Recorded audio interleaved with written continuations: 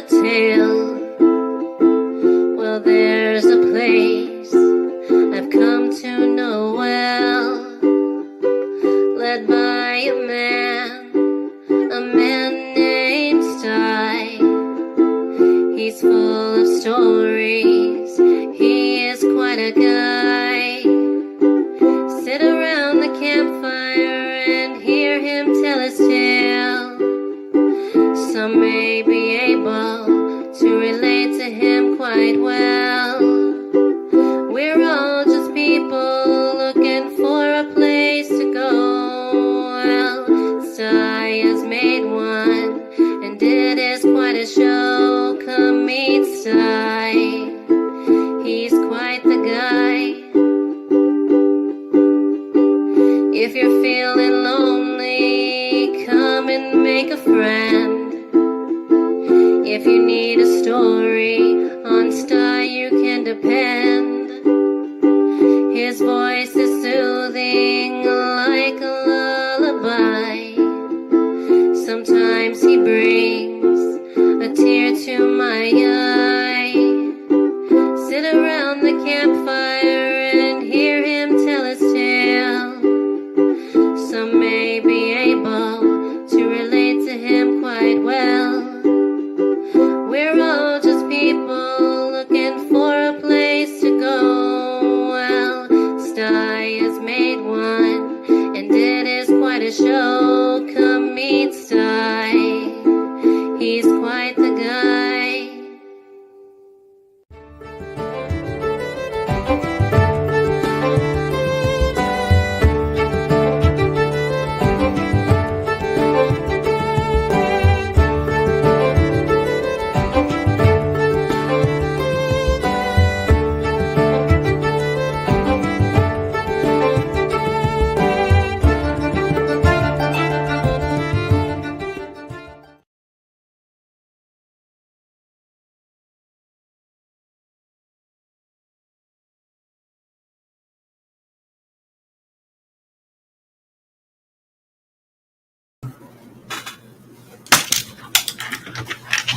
Damn it. Oh. One of those days. Hi, folks. Sorry about that screw up. I trying to get some audio to work. My audio isn't working like it should. So anyway, here we are. Oh Lordy. Okay.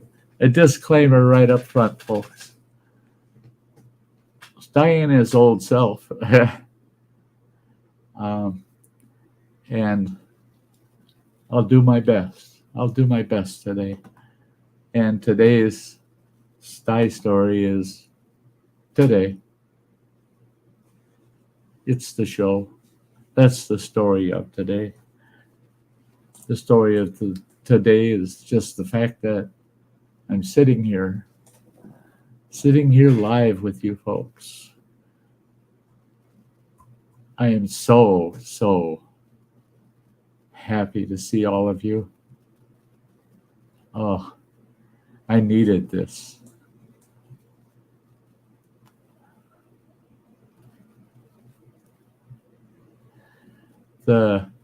I'm looking at the comments. I got to shout out all the folks over here that are in the comments.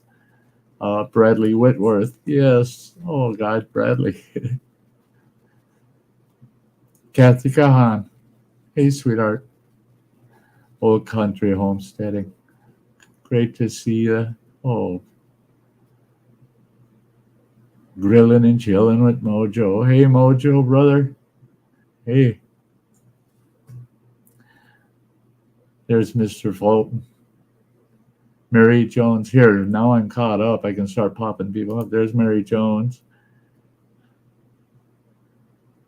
And then there's Robert Rockwell. Awesome. We got, who we got else here? Nimmy. Hey, Nimmy Pond. Oh, Yeah, I'm here. I'm not okay, but I'm here. It's so good to see you, Demi. Teresa, sweetheart.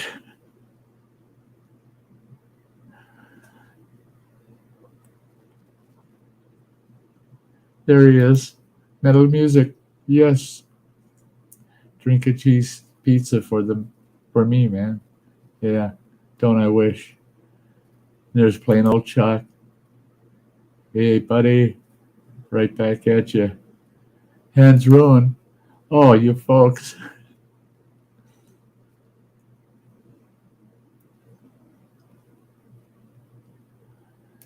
Oh, there's Samantha Lee. Hey, sweetie. So good to see you. If anybody wants to come up and hang out on the panel with me, just send me a message over on Facebook Messenger and I'll get you the link. So, a little bit of a disclaimer. I don't know how well I'll hold up through this stream. You probably see some reactions, actions, and you might even see some emotions that kind of shock you. Like I said, I'm not doing the best, but I'm here. Oh,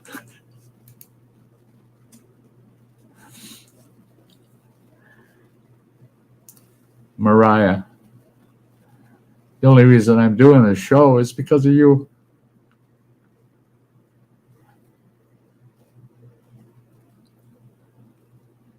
That's my girl, Mariah. And I would do anything for her that I could. Because her and two of my grandchildren, her children, actually the one, Owen, her son, and his wife, they have literally been lifesavers through this whole process. Now, obviously Nemi's not aware, so, but I want to let everybody that may not be aware of what the circumstances are.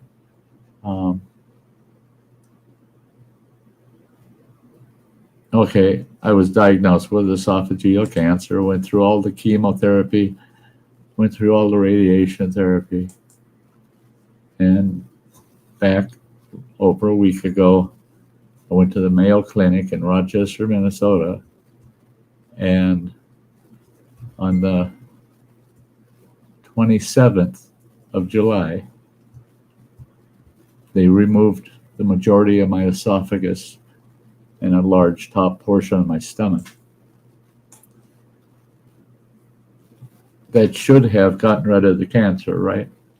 And they believe it has. They believe they got everything. Time will tell, right? Not only anybody barking at me or bitching at me about smoking. You'll find out before the show's over that that's all I got left. That's all. That's my only vice. And I'm not giving it up for anybody. Because it ain't going to make a damn difference.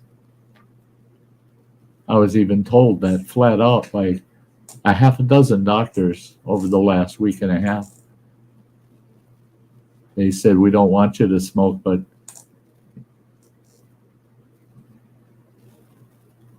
if that's what you want to do, then you do it. The one doctor said, you earned it, pal.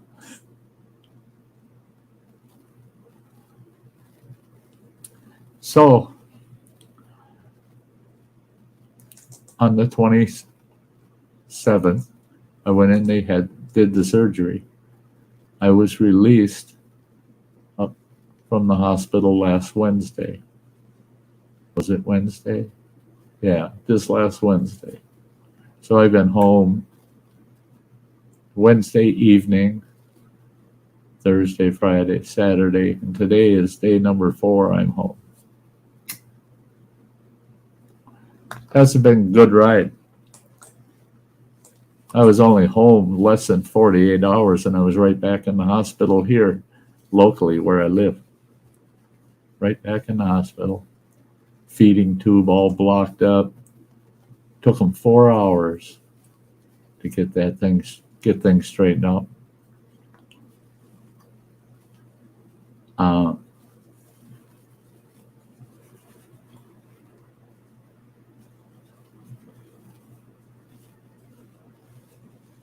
Yeah, Mariah, isn't that so true? I love you, sweetheart. Love you. And all your children.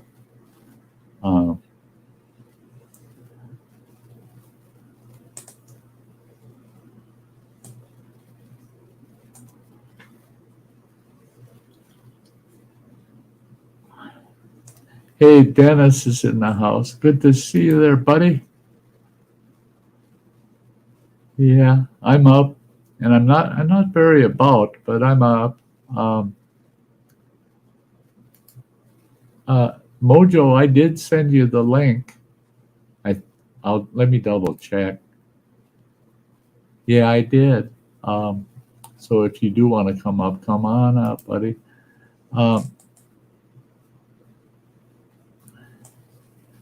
But let me just give you the rundown since my last stream with you guys, which was like the 23rd or something like that of July. No, I don't remember what it was. But it was the end of July before I went down there. So they get me down. My daughter had my 2 grandkids come get me. And, oh, hi, Mystic Bunny. Hi, sweetie. And I see her other half's out there chatting too. Adventures in the Heartland. And I would really, seeing Teresa is great. Great. But so they get me down there, and it's a long haul. It's a little over 4 hours, about 4.5, closer to 5 hours. And the trip was all right. I drove the whole way. I drove their car. They're just a couple of young kids. Just newly married just a month ago. They start their marriage off hauling this beat up old man around, So I drove all the way down there, and it was actually the 2 that took me down was my granddaughter-in-law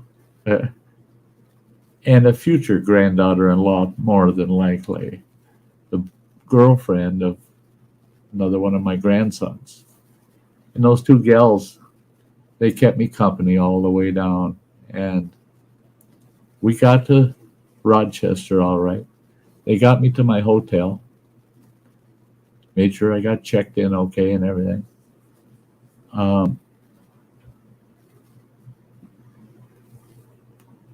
Hey, Jasmine. Jasmine, that's my granddaughter right there. Hi, sweetie. Thanks for coming and seeing me in the hospital. Hey, NDT. Awesome. Good to see you. But, so, that was a Sunday evening when the kids got me to the hotel. They went home. Starting right away Monday morning, I was at the Mayo Clinic. And is that place huge? It's insane. It's freaking huge. It's like the Mall of America on acid, I'm telling you. I had one appointment that I went to. There were 125 people sitting in that waiting room. They had a counter, and they wouldn't allow any more than 125 into that waiting area. They were lined up down the hallway coming into that area, waiting to check in and get a seat. And they had 3 big doorways, and there'd be 4 or 5 medical staff would come out, and one would get on the PA, and they call your names off, call 4 or 5 people at a time. And you come up there, each one of them would nab a patient, and off they go to do their tests and exams. And hey, I'm going to break this part off, and because we got all the time in the world, I guess, to talk about it. But I got to bring this guy up. There he is. There's my buddy. Boy, oh boy, huh? Yeah, yeah. Rough? Yeah, it's rough. Oh boy. It's right now, the pain levels and the discomfort level, everything is like equal to maybe the day after my open heart surgery. Oh wow. And it's been 11 days since I had my surgery. Yeah. When they discharged me from the hospital, technically I wasn't ready to go home. I just wanted the hell out of there. Mm-hmm. And I know I left too early. Yeah, I got to be real careful. It'll be in the future. I'm going to get into the discussion of what occurs, what's really going on when you go through what I just went through. And I don't want to turn people off right from the get-go, but I'm not. Right. And it's hard to say. It was easy for me to accept, but it was hard to say to others. But Sty don't lie to people. Yeah. Crazy. I would have rather have died than go through this shit. Yeah. Yeah. Yeah. Yeah, but you're at the toughest part right now, so you'll get through it. Though. I know there's nothing anybody can say, but I do have one thing to say. Do you? About your smoking. Yeah. It reminded me of the old Winston commercials. That's all. We just saw them a couple days ago. A lot of people have never seen the old Winston commercials. Yeah, yeah. You know, when I was a kid growing up, I remember seeing the Cools for Cool cigarettes and menthol. Yeah. Recommended by the biggest name doctors in the country. Yeah, that was their sales pitch, that all these big name doctors recommend Cools for open lungs, and it enhances your breathing, and those were the days, man. Smoking made you either healthy or tough. You know, are you a Marlboro man? See, the first Price is Right. Everybody knows the Price is Right. Way back, and it was sponsored. I think they were sponsored by Winston, and they had Winston commercials, and it was just something else. Yeah, but sir, good to see you. I know you have a rough time. I had one of the staff down there when I was in recovery was talking about, she says, "I bet you're really jonesing for a smoke, aren't you?" I said, "Oh yeah." And she said, "That's the problem is to get off this campus, it's about half a mile to get off the campus where you could ever smoke around here." Oh, so they can't smoke on the campus, huh? No, not at all. Not on anywhere within their properties. Wow. Any of the Mayo properties, period. Yeah. If you're standing outside of a Mayo building smoking a cigarette, right. A Rochester cop is on you. I watched it happen probably about 5 or 6 times while I was there. that cop will be right on your ass, and they're writing you a damn $50 ticket. Oh, no kidding! Wow. Yeah, and they don't. I see running water. My kids out there.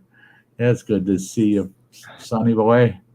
There he is. When's he due back home? I got home last Wednesday evening. Yeah. When's running water due home? Oh, he won't be home until the last week of September. Okay. Yeah, which is good. He don't need to be here with me. I don't. Okay. My youngest boy, other than my daughter Mariah and her children, my youngest boy is the only one that's been in actual contact with me. Yeah. You know, personally come to the house kind of thing or be with me somewhere. And my youngest boy stopped yesterday he stopped the day before yesterday to drop something off for me. And I asked him for one item, and of course he brings 6, and I can't take anything orally. Right. I'll love even sip water. I can't take anything. The only thing I can do is I got this mouth moisturizing spray. It don't work with a shit.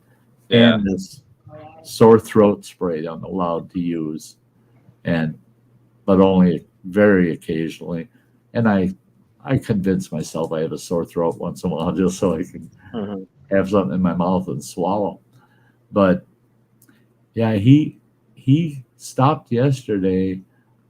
I had him pick a couple things up for me.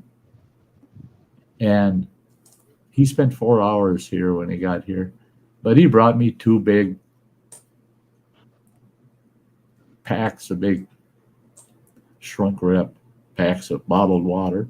Because I go through about 3 to 4 of those bottled waters every day. And so he brought me 2 big packs of the water. I asked for 1. He brought me 2. Plus, he said, you can't swallow anything, right? I said, no. He says, how do you even keep your lips from drying out and cracking? Because you can't do anything to build saliva or nothing. I said, well, I'm allowed to use lip balm. And that was just in conversation. He brought me, this is no shit, guys. He brought me 30. And it literally is 30 different flavors of chapstick. Man, I had root beer last night.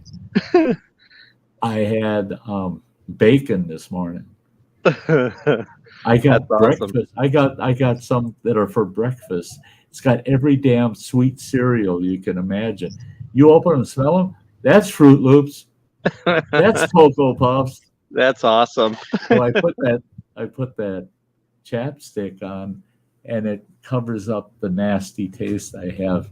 I've got this nasty chemical. Yeah. It's like a mix between organic and chemical background taste in my mouth constantly, and it's so annoying. It's terrible.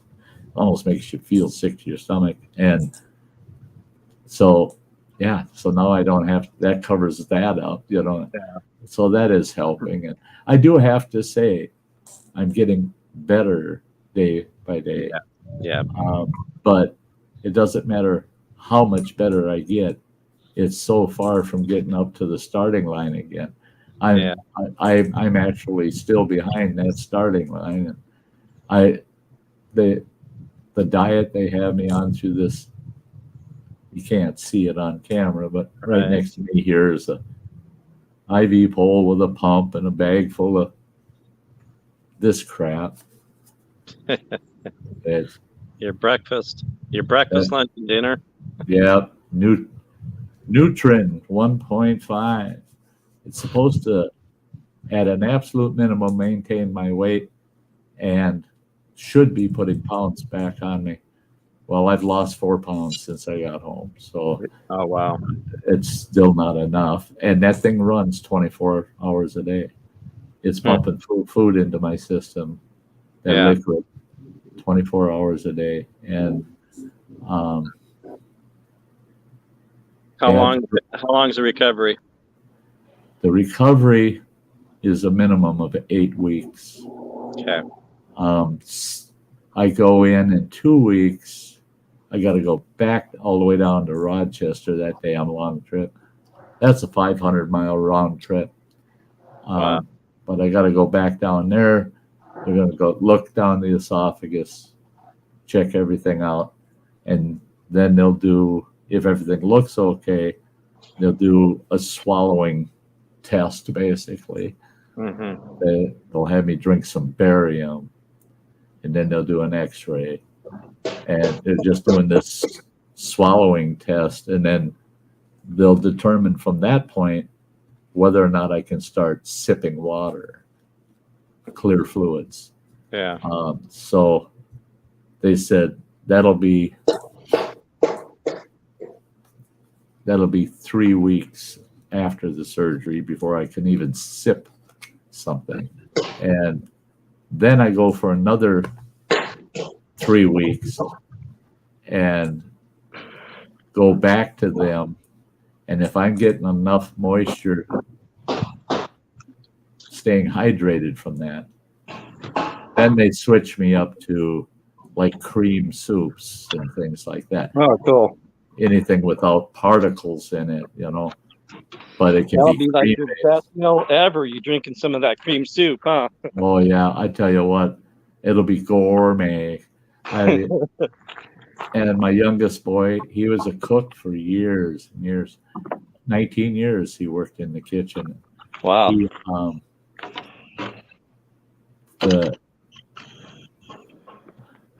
Old country homesteading saying that we get together, he'll put some pounds back on me. That's the problem I have is now everything they removed. Now I virtually don't have a stomach. My stomach can hold about 4 ounces of food. So I can only eat about 8 ounces of food. And I got to wait an hour or so before I can eat anymore. And I have to eat consistently throughout the whole day just to be able to keep any calories up.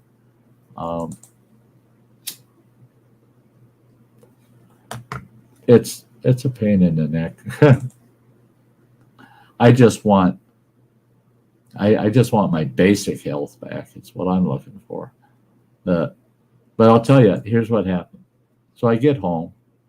My grandchildren get me settled here at home, and they spent the night. They were going to go home the next day because they got another 5-hour trip. They had already been driving all day getting me home. So I told them, spend the night and go home tomorrow. Well, the next day, they took me over to Walmart. There was a couple of things I needed, and that burned my ass out. And I picked up a new insulin they put me on because my blood sugars are way out of control. And that insulin, that was a waste of time. That didn't work either. But then they headed home, and I tell you, the mail, yeah, they may be top notch, got it all figured out. We can surgically this and surgically that, blah blah blah. But that huge international organization,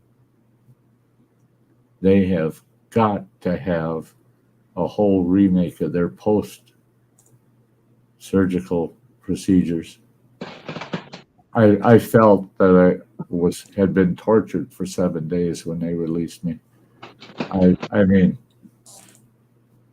and the worst part about it is their system is designed. When I came out of surgery, I was full of tubes. I mean, I had 2 chest tubes. Of course, I was catheterized, because I can't move.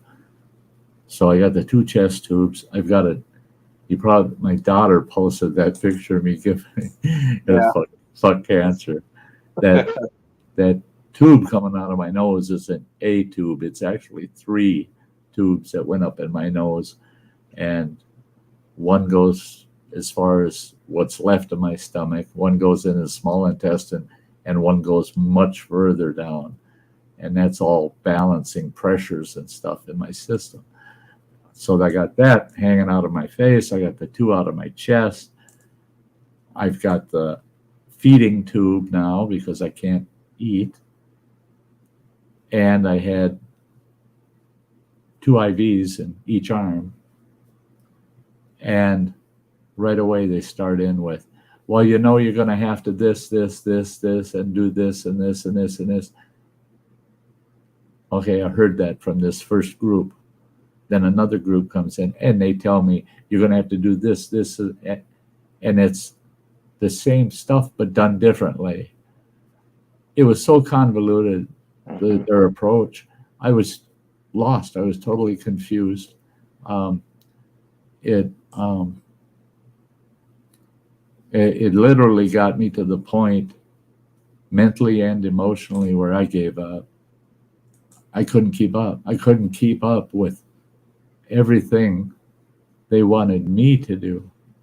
And the way they presented it was so convoluted that I couldn't make sense of it. And I started having panic attacks because there were things I was supposed to do. And then they'd say, well, why didn't you do this? Or why didn't you do that? And I'd say, because I couldn't remember what I have to do. And I couldn't remember which way I was supposed to do it because I've been told 3 different ways. And they just shrugged their shoulders at it like, well, you're just going to have to do what you got to do kind of approach. And yeah, wow. Some of the individual staff, the nursing staff, there were 2 nurses there. I love them to death. I mean, they got me. Those 2 literally got me through that 7 days. I'd do anything for either one of them. Those 2 nurses during that week, each of them picked up double shifts, and their shifts are 12 hours long. Each of them took a 24-hour shift. Wow. Just to take care of me for their 24-hour shift. That's insane. I couldn't believe those 2 gals did that. I said, well, at least you're making good money. And they said, it's not about the money. It's just that you have somebody new every 12 hours. And literally, other than those 2, I never had any nursing staff that were the same the rest of that whole week. Those were the only 2 that I saw more than once. Wow. And so, but they had these teams. So I come out of surgery and they want to introduce me to my recovery team, they called it. So you got this recovery team. Well, that's made up of the surgeon and his 2 co-parts. That's a 3-member team. Okay. Then you have the actual surgical. Well, it's a surgical recovery team. It's got 5 people on it. Then you've got your pain management team, had 5 more people, different people on it. Then you had your dietary team that had 3 people on it, plus all of the daily staff that worked with you. And you were supposed to try to keep all of the shit coming from almost 20 people. Yeah. All of them with different opinions and outlooks, and some of them jumping down your throat because you did something the way somebody else on a different team told you to do it. And it got to the point where it was like, I don't even think they knew who the hell was in charge. It's just whoever was barking the orders kind of thing, And the aftercare was as bad as the pain management. Now, the pain management team, they were good until right up to the end. And then they dropped the ball. They dropped out. Right now I'm sitting here. I'm using this, and it's oxycodone. And that's all they're giving me for pain management. I've got enough for 2 more doses, and I'm out. And I've been trying since yesterday morning to get them to renew that script on that. Okay. They can't even connect me with the doctor that prescribed it. They said, you'll have to come back into the Mayo Clinic and see a doctor and have them prescribe it fresh for you. I said, I'm not driving 500 frickin' miles to have that done. Well, I can't drive it anyway. As long as I'm on that shit, I can't drive. And I said, can't somebody find this damn doctor, have her prescribe it through my local pharmacy up here where I live? No, they'd have to see you in person.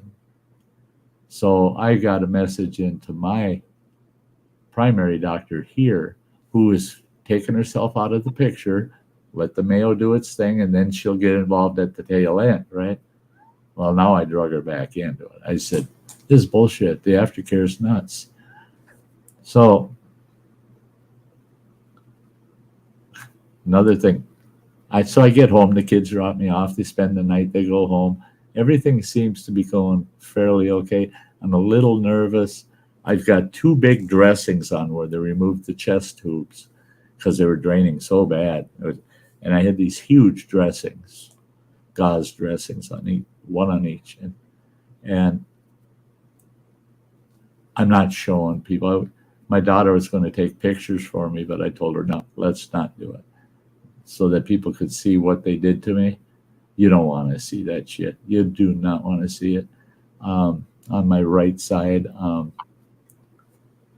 I had, the incision is like just behind and about 4 or 5 inches below the armpit back here is where it starts. And then it wraps all the way around my back to the center, almost the center of my back. But it comes up at an angle and ends in between my shoulder blades, basically. And that's where they went into the chest and split the ribs apart, went in there and worked. Well, I ended up with a huge hematoma. If you don't know what that is, that's just where fluid builds and you swell up and it gets hard, and it can take days, weeks, months, years, and or may never go away. Well, that is so fucking painful on my right side that it's like right now sitting in the chair, my lower back and my left shoulder is what's on the chair. I can't put this right shoulder against that chair. The pain is off the charts. It's so off the charts. Well, so I get home. One of my instructions was, you'll need to change those dressings out the day after you get home. Well, the kids left. They headed home. And I thought, here we go. Time to change those dressings. Well, I was in so damn much pain. I couldn't do it. I just said, I'm going to give it an extra day. Now, that was last Thursday, not this last Thursday. This last Thursday. Those dressings didn't come off and get changed until yesterday afternoon. That's the way things have been. When you were able to do it. Yeah. To just be able People don't realize when you're in so much pain that it's not that you don't care. It's just you, like you said, you just want to give up. You're in so much pain. When I had my abdomen worked on and my muscles pulled apart and then sewn back together, and I couldn't really move, right? I'm not comparing my pain to yours, because yours No, it's all different. It's all, it is. I laid in bed for just 2 days. Those were my, as long as I could handle it. And then I finally was getting better, but they ripped you open from the back side and ripped your ribs apart. Yeah. Well, plus right at the base of my sternum, and it's kind of ironic because right at the bottom of the scar from my open chest surgery is where the incision started. And they went all the way down my belly, around my navel, and then about 3 inches below my navel. Yeah. Huge incision down So the front. they cut your stomach open, right? Yeah. Yeah. Wide open, flayed me like Yeah. a Oh fish. man, that's pain. And plus Pain. they did this in the back with the ribs and all that. So their pain management team, it's all the anesthesiologists is what it is from the surgical side. They had me on fentanyl. They had me on morphine on demand. Every 10 minutes, I could push the button and I could see the drops in that IV. Pink, pink, pink. But every 10 minutes, I would say to give myself like 4 drops of that morphine. This thumb is tough, man. Don't let you want to get into it. This thumb will kick your ass. Oh, you want to do the thumb wrestling? Is that what you're saying? Yeah. Oh yeah, I'll kick your ass. That thumb pushed that damn morphine button for 7 days, and on top of that, I had the continuous fentanyl feed, and they did an epidermal. Just if you looked at a person's back, just where your armpits end up there, it was just about ½ inch above that line between your shoulder blades. They shoved that needle into your spine, and they chemically control your nervous system from that point down. So I felt excruciating pain, and they said that they knew it was extreme just by looking at my contorted face and the like, and they said, you shouldn't be feeling any pain, not with the epidermal. And I told them, I said, it's not what you typically picture as pain, though. It was the physical effect of the pain, but not the pain itself. I don't know how to explain it. It wasn't the kind of pain where you're going, "Oh, that hurts." No. It was so deep. It was so deep, and where you almost pass out, and you almost feel like throw. Yeah. Mine was like I wanted to throw up, and I almost passing out.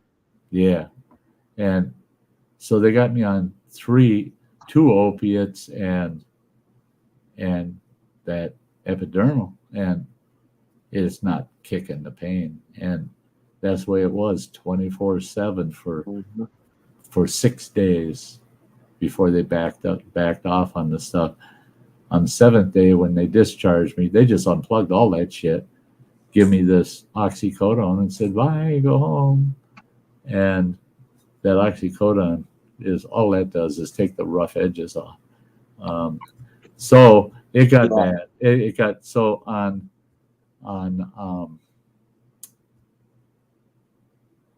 what the hell was it? It would have been Friday morning. Yeah, Friday morning. I'm not even home 48 hours. I'm sitting in my recliner here in the living room. That's where I live now, is in my recliner and the studio. Now after today, I can come to the studio. But my pump's running. I got full bag of fluid, right? And I got about 15, 20 minutes of sleep. That's the most I ever got. Was 20 minutes was fantastic. And I was averaging about 2.5 hours of sleep in every 24. Now I'm getting about 4 to 6 hours of sleep in 24. I got over that hump. I'm starting to get a little bit of sleep back. Mm-hmm. And sleep deprivation just adds to the problem. And so all of a sudden I woke up and I thought, oh shit, yeah, that was a short nap again. I turned the TV on and I felt something funny. I had cold, lifted my shirt up, looked at my feeding tube, and my sweatpants and my shirt are just soaking wet with this stupid formula they make you put in that bag. the hose had blown off, and it was just pumping that fluid right out on me, not into me. It's blowing it on me. Well, they told me all these tricks to unclog that tube if it ever does that. I tried. And again, that whole topic had become so convoluted that I didn't know if I was doing things right or not. I just, didn't have a clue. I tried to contact Mayo Clinic about it, and they shuffled me around so many times within 20 minutes. I never once got one word of advice. All I got was, I'm going to send you over to someone that can help you. I'm going to send you over to someone else that can help you. But they never did help me. Finally, it was at the point where, okay, I got this open to the air tube that doesn't want to stay. I couldn't even put the plug in it. So I just got in my truck, all doped up on opiates, drove my ass to the hospital, and went into the emergency room. It took them 4 hours to finally get that line unplugged, and they were amazed. They said they could not believe that tube was just a week old, and it was that plugged up.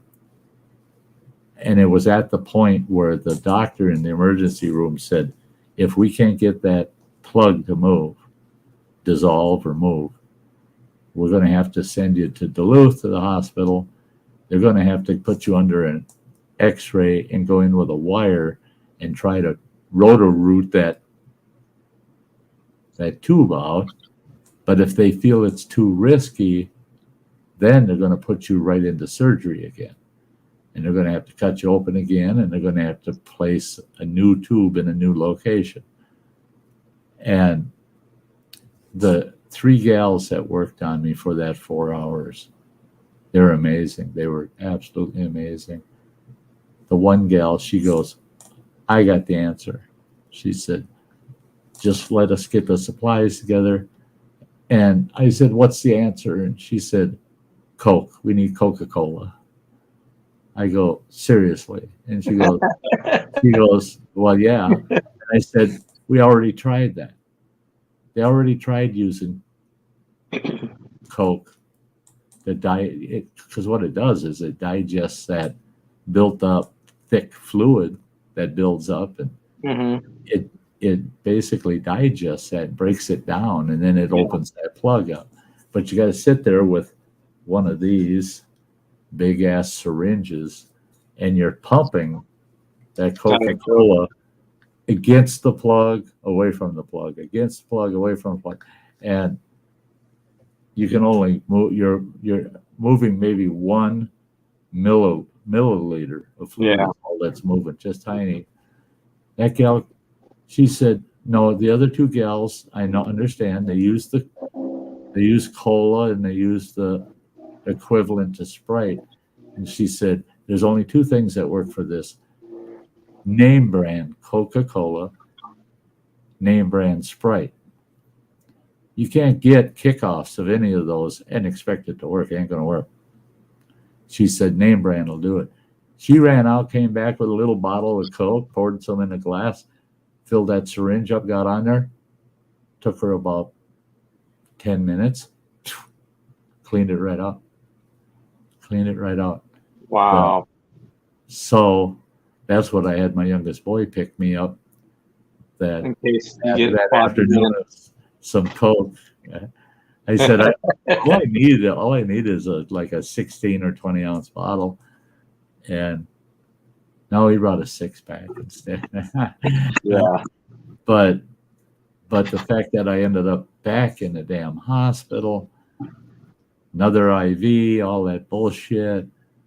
I can't remember what the count was on the number of IVs they had put in me at the hospital, but it was like 19 total for my stay.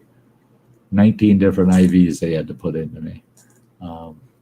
Plus they're drawing blood off you every day, not through your IVs, because all your my IV pole next to me in the hospital had a total of 5 pumps on it. 5 bags, huh? Yeah. Oh no, it had 5 pumps. Okay. the ring up above at its peak had 13 bags. Wow. The different Wow. shit they were pumping into me. Yeah.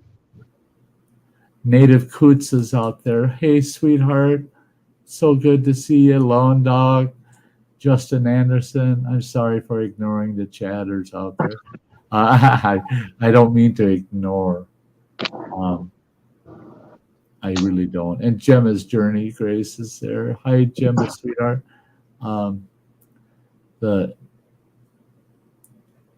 It is. And Mystic Bunny was talking about when pain is so bad that you literally have to force yourself just to move. Mhm. This bout of pain, and I'm very pain tolerant, man. I give a shit. This pain had literally exceeded my limitations for functionality. The pain was so bad that I couldn't even think. I didn't even have thought process anymore, where I was thinking just bullshit that wasn't even real, and I didn't know. There were times where I didn't even know why I was in the condition or where I was. It's like I forgot everything. It was just that there was so much pain that's all I knew. And I would ask myself, how long have you been this way?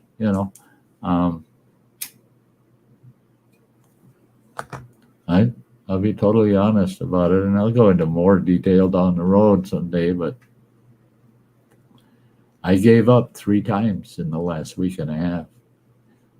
One day, and I feel bad about it, really bad about it. But I think I ruined the career of one gal. She was hounding me about a procedure they wanted to do, and I told her it ain't happening. I said, it was made clear it's yeah, but no, yeah, we want you to do it kind of approach thing. And all of a sudden it turned into, you're going to have this done. And I knew damn well it was going to be very painful what they're going to do to me. And I said, I'm not doing it. And she started getting belligerent with me, and you're going to do it whether you want to or not. We'll have you emergency detention. We'll get you in front of a judge in the next 2 hours, and we'll proceed with it one way or the other. I said, then you better move me out of this room. And she said, why move you out of this room? I said, into a room without these fucking windows, or you better put me on the first floor. Because I said, that goddamn big window in the center, that son of a bitch, you push a button and that fucker swings right out, and there's nothing but a bug screen there. I said, and we're on the 10th floor. We're 142 feet off the ground. I'm going to Peter Pan out that motherfucker if you guys think you're going to do that shit to me. I said, it's only going to hurt until I break my neck when I hit the ground. Then it's done. Then I don't have to deal with this torture, this bullshit. It traumatized her. Did you? You said Peter Pan? Yeah, I was going to Peter Pan out that window. And I told her if I would have known the misery I'd have to go through hi, sweetie. Hi. If I would have known the misery that they were going to put me through, I would have made different choices. Yeah. I wouldn't have lived as long probably, but I think I would have lived better for a shorter period. I might live another 20 years now that this is done. Right. But I'm kidding nobody when I say I don't know if what I went through was worth 20 years. I don't.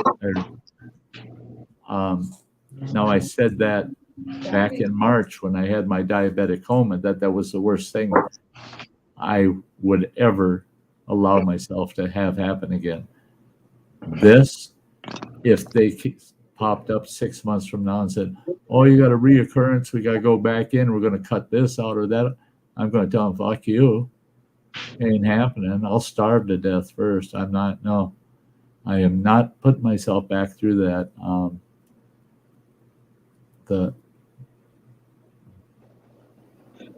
So it doesn't sound like they're too friendly over there. You know, you probably have a handful of them that are friendly and Right. caring. Well, one thing. But it sounds like it's a job, you know, and I got to hurry up and get to my next patient. One thing, and I know people, I've talked about this with my daughter and my youngest boy in detail, and they both felt exactly the same way because they've been so involved with what's been going on, especially my daughter. These teams that they had, 5 people on a pain management team, 5 people on your surgical team. They come in every frickin' day, and they all came in at the same time. It was just like one after another, 15 minutes between each of them. Boom, boom, boom, boom, boom. Every day for 7 days. But all of those teams, there was, other than the surgeon and his 2 assistants, that team never changed. But all the other teams, the next time you'd see them, 3 of the 5 are different people. Then the next day you'd see them, 3 of the 5 are different than the first 10 people. There's always 3 new people on that team every single day. And that's when the light came on, and all of a sudden that's when my care kind of changed too, like how well will we treat them kind of approach. When I said, are you sons of bitches using me for case study for your interns? Because that's a medical school there. Yes. Yep. Then the question came up. I came right out and asked my surgeon, what did you do with my esophagus and stomach? What did you do with that? You had that incinerated, right? And he goes, why? What difference is that? I said, did you keep that tissue? Are you studying that? Are you using me, baselining me for your cancer research and your studies without my permission? He goes, oh, no, we wouldn't do that without your permission. I said, how do I know? How can you assure me of that? Are you willing to give me a certified letter, something that you swear to, saying that you know the disposition of those parts you took out of my body? He goes, oh, I wouldn't do that. I said, no, because I got a gut feeling that Mayo, that this is nothing but a research center and a teaching tool. Right now, it appears that my cost for that week down there is going to be bumping right about $1 million. So they get $1 million out of insurance and me if they can get any. but right. But then also, because of the sampling and the experimental approach of the aftercare, does this work? Does that work? Does this pain med work better with this one? All that research and everything. And the money they're going to make off of future patients, off of all that research they did off of just me, along with another 150 people that went through similar type surgeries in that place that week.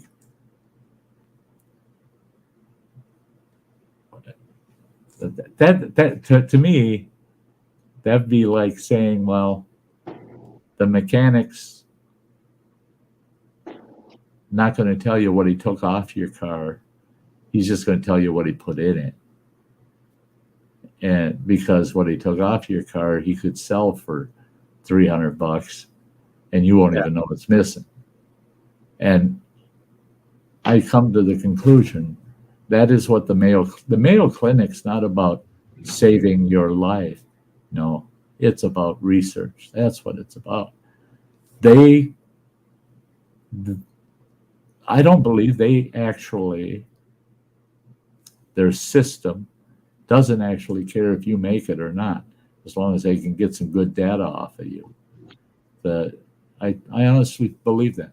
It's not a conspiracy thing. It's just from my own observations. just certain things where certain people would drop a comment and it would make you go, say what? And someone on their team would go, no, we're not going there, and change the topic. It was like, what are you covering up, for God's sakes? Why can't you just let that person repeat what they said so I can get a good understanding of what you're talking about? Instead, it's no, let's get away from that. It's, yeah, you're covering something up.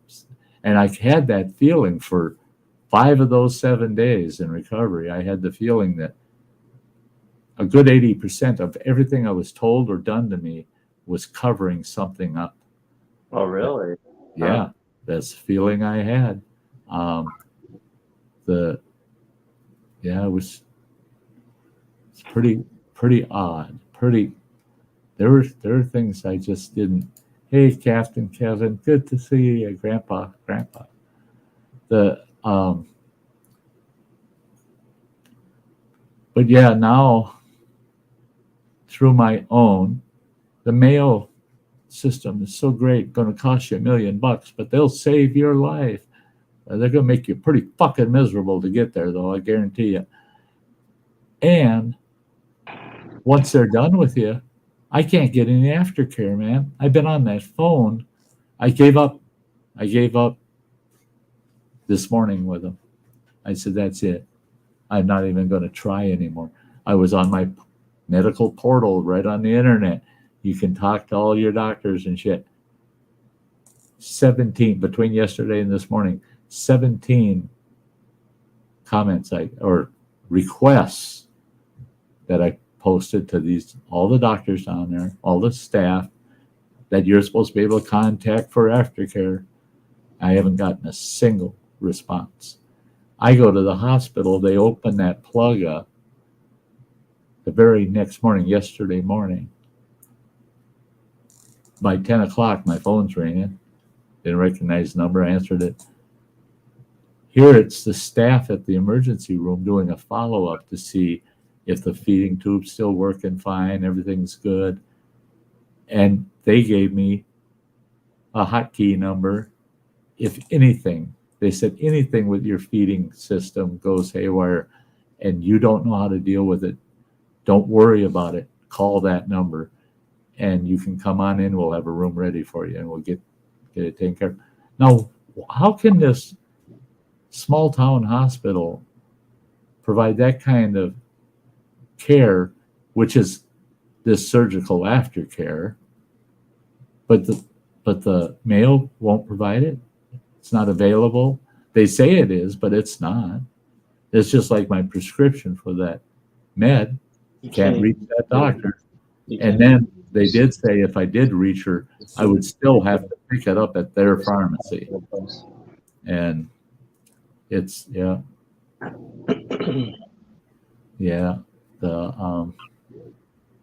Just from the sounds of it, and I'm analyzing everything that you're saying. I'm gonna be honest. I am not a fan of that place. Yeah, I was. If I was down there, you have no idea what I would do. Yeah, I would actually drive the 5 hours, 10 hours it takes to get there, and I would be chewing ass all the way up to the 10th floor. I've talked about this with my youngest boy yesterday. Like I said, he hung around for 4 hours just to drop off some chapstick. Yeah, but how many bottles of chapstick? 30. 30 different flavor chapsticks for his lips. and the breakfast one was great, man. The breakfast one's great. It's got every frickin' cereal, sweetened cereal you can imagine in there. Because he can't eat. No, he's feeding tube. Yeah, the good old feeding tube. Everything's got to go through that tube. I mean, it's insane because there's some things you just can't put through the damn thing. You know, there's medications. They've taken me literally off all my meds. So they're monitored. They got me checking my blood pressure constantly and my blood sugars and shit. And because they can't get those meds into me through that tube. And there's nothing about this tube feeding shit that I am all for, you know. But there. See, there's my Yep. my gear. I'm eating, by the way, while you guys are chatting. Yeah, I'm having my, what the hell time is it? Yeah, I'm having my brunch, lunch, and afternoon snack I'm having now. Is it a buffet? Yeah, this is the nastiest shit in the world, though. I opened the first carton of this, and I thought, what the hell? And I didn't taste it. I just smelled it. I still haven't gotten that nastiness out of my system. Okay. This is the nastiest smelling crap in the world. And I imagine it's some kind of a nutrition shaker. yeah, it's like a nutrition drink, but it's Nutrin 1.5. It's got 1.5 times everything that you need to maintain your health. Maintain your health. Tracy said, "Don't ever smell it." Yeah, don't smell it. Don't smell it. And whatever and it says right on here, unflavored. Well, why would it be flavored? You'd never get to put it in your mouth. Why would they flavor it if you're not going to put it in your mouth? You know, it goes in that damn bag. That's another thing too. First thing this morning, I shook it out about 6 o'clock this morning. Well, when I say shook it out, it's got my gear all checked through and shit, and cleaned everything. Gave myself water. I've got with that big syringe I was showing you.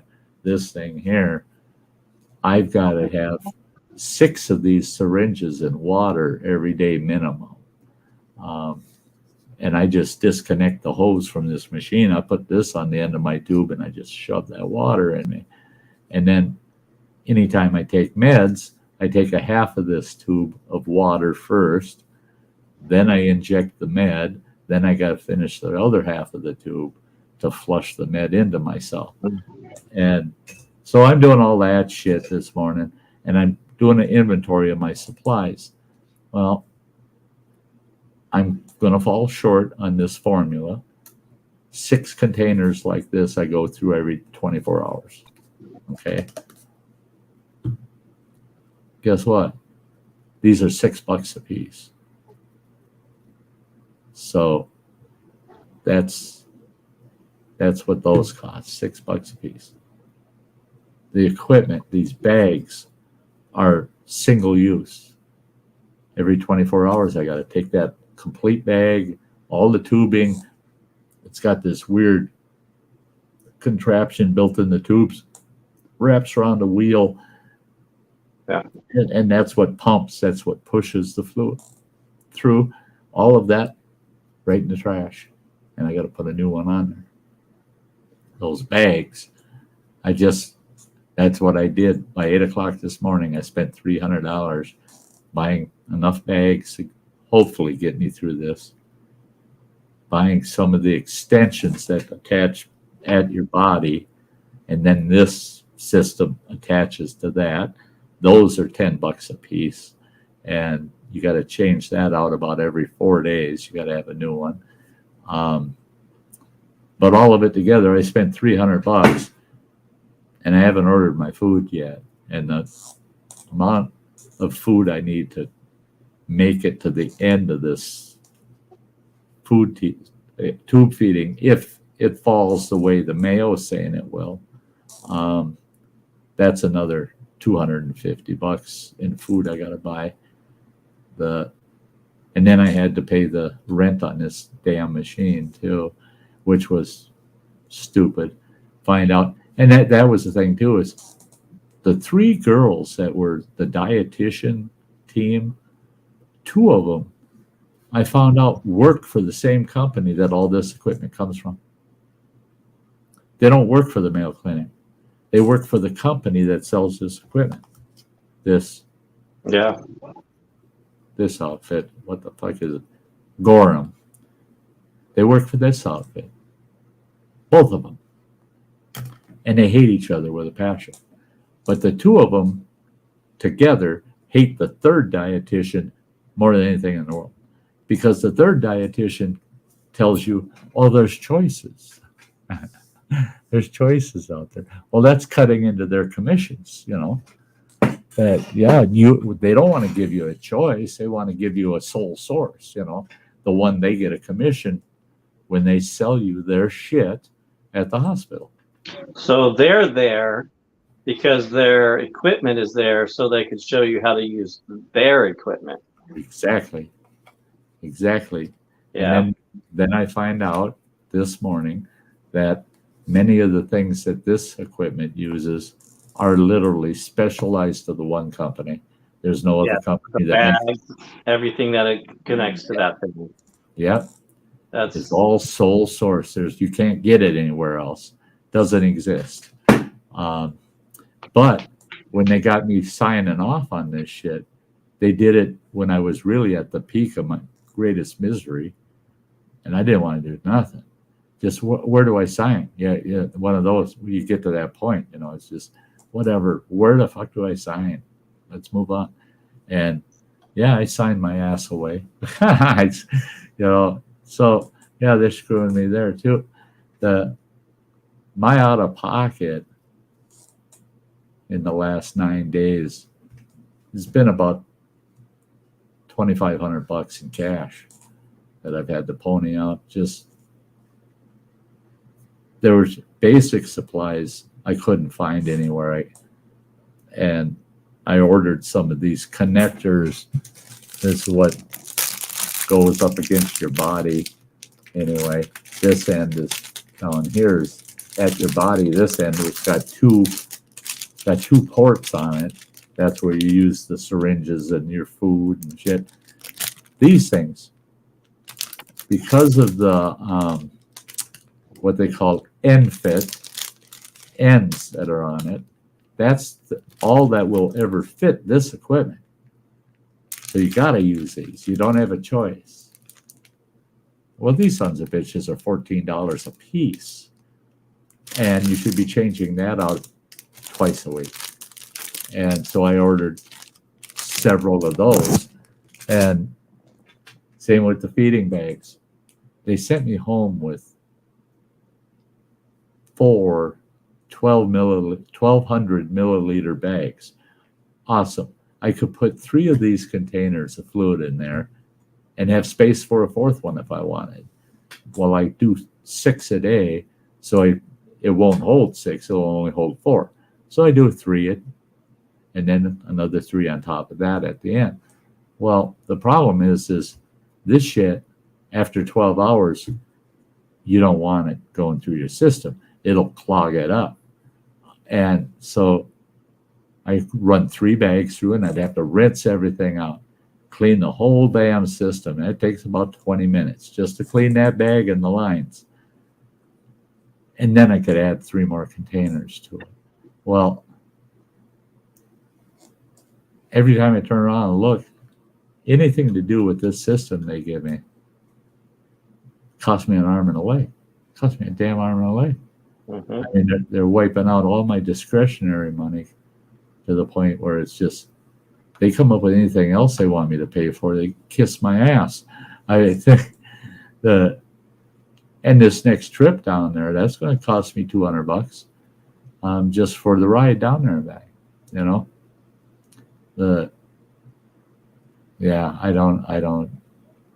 I did not.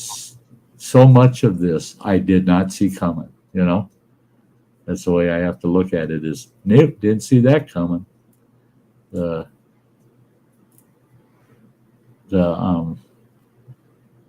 Bradley says, you want us to start a GoFundMe account to help pay your medical expenses? I would truly appreciate that, but I don't want anybody doing that, and then because you'll get stuck with a tax burden. Anything but it ain't that much. Yeah.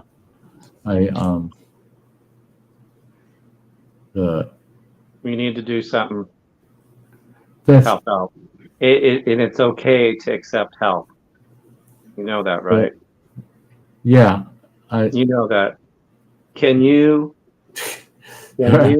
accept, how do you want to say this? Yeah. You could use some help. Oh yeah, I could use plenty of help, but it's like I've been telling people this last week. I have no plans. If it's more than a half hour out, I ain't worried about it. I'm at that point. Mm-hmm. Yeah.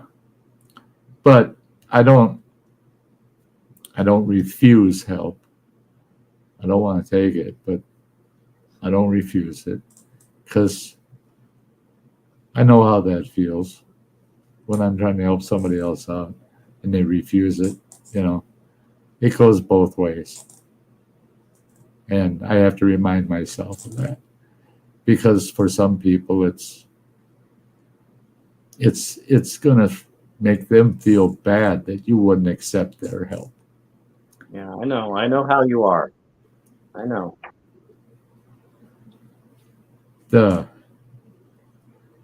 Another weird thing that happened, I mean, really weird, was I can't be touched by anybody anymore unless they're doing it clinically. I don't want to be touched by people. Right. The reason, I know people say, okay, now he's got screws loose. Yeah, but I shit you not. It's the absolute truth. If you were to somebody walk up to me now and just lay their hand on my shoulder and say, don't worry about it, Sty, it'll be okay. That would be so offensive to me because I can feel that person's, how do I put it? Their healthy life force. And I feel that I'm sucking that off. Mm-hmm. You know, when my mom passed away, and people would say, I'm sorry, you know, for your loss, whatever, and, you know, give me a hug or shake my hand. I don't want you to touch me. I don't want a hug. I don't want to hear it. I didn't want to hear it for months. I have this feeling that I'm, unbeknownst to the person that's touching me, they don't know. Mm-hmm. But to me, I have this feeling I'm stealing from them.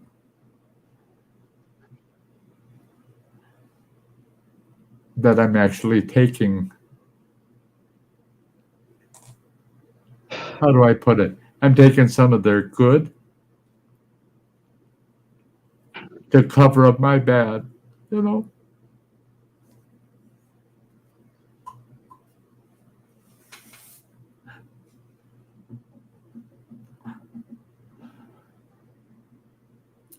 I always, my whole life, never wanted to feel I was taking from somebody else.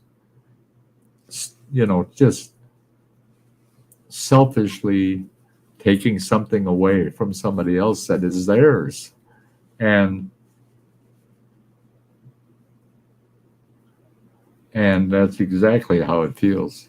It feels like I'm stealing their good energy off of them to make my bad a little less bad. It doesn't cure anything. It just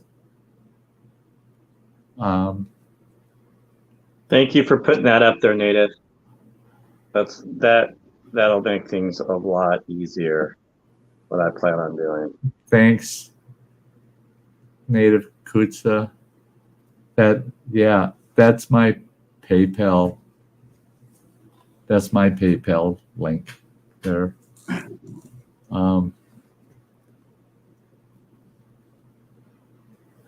But I had a gal at the hospital when they were unplugging my tube. She was doing that, patting me on the shoulder here and rubbing my shoulder and saying, because a couple times it was pretty painful. They're having to move that tube around, and it was pretty painful.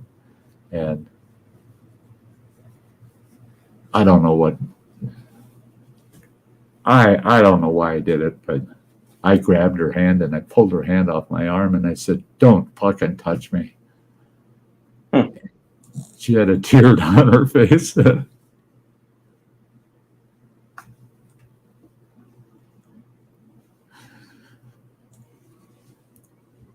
Yeah, that's rough, man. That's a very, very old, mean part of this whole fuck, you know. I just don't I don't treat people that way. But that's the big thing. I've had a couple people ask me, well, how's the recovery actually going? I said, well, the physical side of it, I can see little improvements almost daily. You know, I've had one day where it seemed like nothing changed. But each day, if something's happened a little better than it did the day before. So on the physical side, there are some improvements that I'm noticing, starting to actually notice. And functionality with dealing with this equipment, I'm getting more familiar. So the comfortable level is getting a little better. I don't feel as like I don't know what to do, you know. But one part of the recovery,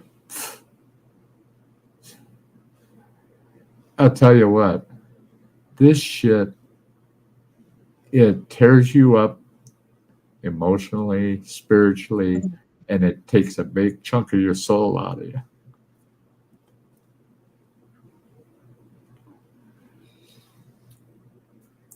There's some things, some effects that this has had that I don't think will ever heal. Yeah.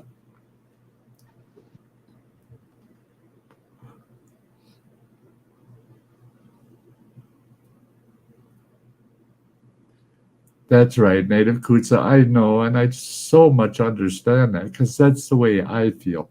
That's why, and that's unbeknownst to most of my audience all the time, is that I don't. I've had streams where I shouldn't have been streaming, but I kept a smile on my face, and I did my best to get people to laugh and have a good time. You know, because good vibes from people and that positive energy helps them. It does. But when you're the giver, and I bet you're the same way, Native Kutsa, that when you're the one that wants to give, and all of a sudden you're on the receiving end, you can't help but feel that you're taking, not receiving, and that's where I'm at. I don't want to take I don't want to take anything away from somebody else. Yeah.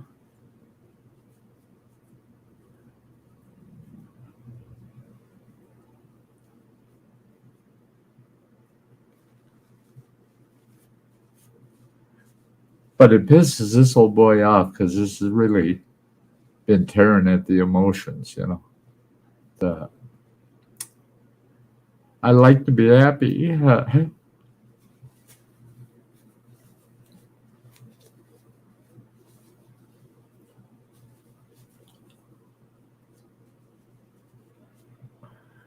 Yeah. And that's another issue that I battle with psychologically is people want to help so damn much. They want to put so much into helping me out. My daughter and her family, it's insane what they've done for me and my ex-wife. My ex-wife, she just went through cancer. She had her cancer surgery. She's up and running around and round about. My youngest boy lives with her. He says, "Oh yeah, she's walking light on her feet and everything's good, and her prognosis is excellent. They don't think she'll see a reoccurrence of her cancer, and they tagged her as a stage 4. Oh, wow. And she had her surgery done just an hour and a half away from here. I drive all the way down there, stage 3, and I come home broken. Mm-hmm. And my youngest son said my ex-wife isn't doing anything at all, not even for herself, just like she has no purpose, wanders around like she's in a daze, like, so what's life worth, I told him I'd kill to have her to trade places, but I wouldn't want her to have what I got. Right. Yeah, I ate cheesehead. Yeah. Still got your 401k in the armrest of my truck, boy.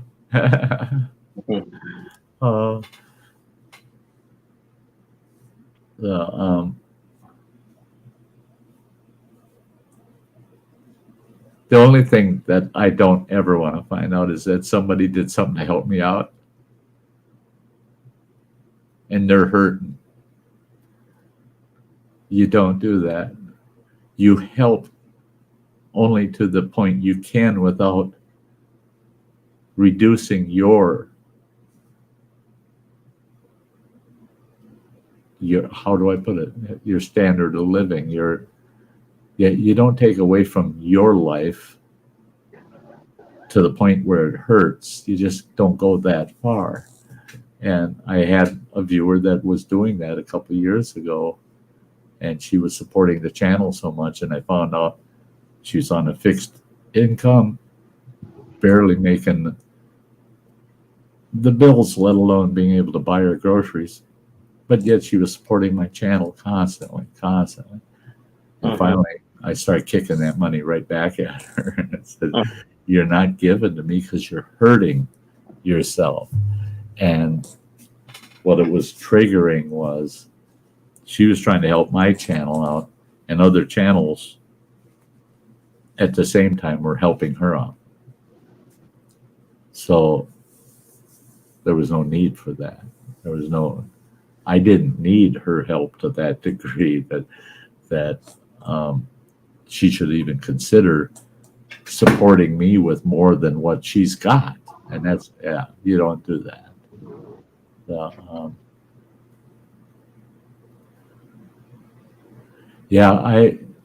I'll tell you though, me streaming today, it's way the hell ahead of schedule, because I had told everybody, do not expect to see a stream from me till the first week of September. Yeah. And the only reason I'm up here, well, not the only reason, but one of the biggest reasons is because my daughter is pushing me. She said, you need that positive interaction. You need to get on there back with your people, Yeah. And that she's right. She was right. I was sitting here this morning. It was kind of an average morning since the surgery. A little rougher on the edges. All of a sudden, I had to be in the studio trying to deal with the Mayo Clinic over my meds and a couple other, and plus getting all my medical supplies ordered. And I'm sitting here, and once I fired things up, I'm going, oh shit. And I clicked on StreamYard, and I'm going, you know how easy it would be to just slap something together and go live for the day. I realize it's not Sunday evening, Sunday night, but I think my streams I'm hoping this coming Thursday, I'll be able to do it around the campfire and hang out, get some folks to come and hang out. And then otherwise, I think I'm going to be doing streams on Sunday afternoons. Because in the evenings, that's the roughest point for me. Getting up in the morning and stuff, you expect to be stiff and kind of not feeling quite right, and your day gets better, you know. But at night, you start breaking down. Is the way I feel. That's like PlayStation. Man, I love my PlayStation. Right up until I went in the hospital. Since I've been back, I've only been on it 3 times. First 2 times, less than 15 minutes, and I couldn't do it. I just couldn't do it. I just the mental burden it put on me, and the just sitting there with the controller physically was just so uncomfortable. Well, last night I put an hour and a half on the PlayStation. I played for an hour and a half. Whoa, that's a huge change. So tonight I might try that again. You know, native food. So thanks for putting that back up there. Thank you. You know, I'm going to jump off of here, okay? And I'm going to message a couple people, and we're going to get something started for you. Oh, you don't. Oh no, I know. I'm not going there. I'm not going there. Guess what I'm going to say. I'm not going there. Okay. Guess what I'm going to say. If and when I get fully healed up and I'm actually able to consume food, I will also be able to travel. And I'm going to get to my ass to wherever you're at, and I'm going to have you fix me some. I won't be able to eat a lot of it, but God damn it, I want to taste it, and I'll be able to. And that I'll say, well, I'm here for firsts and seconds because I can only eat about 8 to 10 ounces of food at a time. And it'll just stretch our visit out a little longer, you know. So what I was gonna say is you were gonna tell me now I don't have to, whatever, right? You know what I'm gonna tell you? You're not the boss of me. That's right. I knew it. I knew that's what you're gonna say. All right. Hey, you hang in there, sir. Okay. And I know there's nothing anybody can say here when you're in such a huge pain like you're going through. Your body was cut in half. Yeah. Right. Pretty much. Your body was cut in half. Yeah. And the pain is unbearable. And I wish you the best. Okay. Like I said, I don't want to say anything because there's nothing really. You just want the pain to be gone. And time. It's time. You know, it's just in time. It's like when you get really sick and you drink so much tequila and you start throwing up, knowing for the next 24 hours you're going to be just miserable and sick, and you're at that very day one first minute. Yeah. Every minute going by is a day for you. That's it. That's exactly it. So people can easier understand is when it's bad enough that you can't have a foreseeable change to normality again. It's like every minute you're alert, it's like you're starting from the beginning every single minute. There's no reprieve. And that's been the tough part for the last week and a half is I don't feel I've had any reprieve. That you just don't get a break. It drags you down to that point where you feel like, oh my God, this is just starting. How long is this going to be this way? And I sat out on the porch with my boy yesterday and loved the fresh air, but I could only spend about 15 minutes out there sitting in those porch chairs. But I'm watching people walking down our hiking trail here, and I see someone on a bicycle, simple things, just walking down the sidewalk. And I ask myself, am I ever going to be able to do that again? Because right now, I don't think so.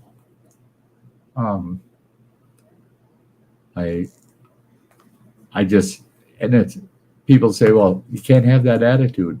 Oh, yes, you can. Yes, you can. Sometimes you don't have a choice, where you can't change the way you feel and the way you think about the way you feel. So all you can do is convince yourself to bear through it. And sometimes it gets to the point where it's so hard to bear through, to think that, oh my God, is tomorrow going to be like today? And if you can't say, no, it'll be better, it's tough. It's tough to look forward to tomorrow, and that's the way I'm going right now. Is my mindset is maybe someday it'll be better. This might work. It might work down the road. My big key thing, though, is my local doctor. I got a big, huge, I actually sent her 3 messages because they only allow 2,500 characters per message when you message a doctor at my clinic. She's took herself out of the picture, and I'm dragging her back in. I found out that through her clinic, they can set up what they call a complex care liaison, where if you've got so many different medical issues going on at one time, how the hell you juggle all this shit? They will actually give you a complex care person that will help coordinate all of this stuff and localize it, get it so it's the lowest impact possible. So that you got one number, you call the hotline number, and they'll have an answer for anything you're dealing with in your complex care. That's cool. That's cool. So I told her, I said, I need to talk to you as soon as I can, because I got on the system to make an appointment with her. I can't even see her for the next month.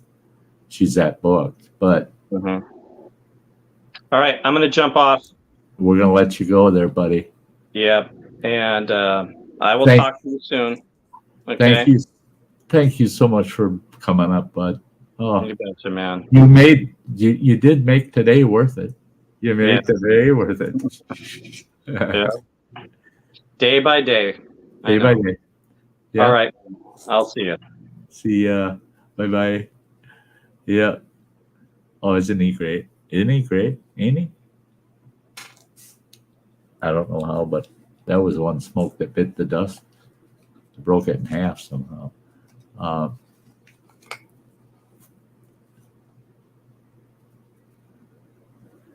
All your comments are awesome out there, guys. Thank you, Woods Runner, MT Woods Runner. There's my man. Believe it or not, this is going to sound a little odd. And I ain't making this shit up. 2 nights ago, I was really down. I was down. Had the TV going, didn't know what to watch on TV, so I jumped on YouTube. And I went back, and I went to MT's site, and I got 3 or 4 of the mountain peaks he hiked there a couple of years ago. He did 20 peaks in a season, and I'm watching all of his 20 peak videos, and I love them.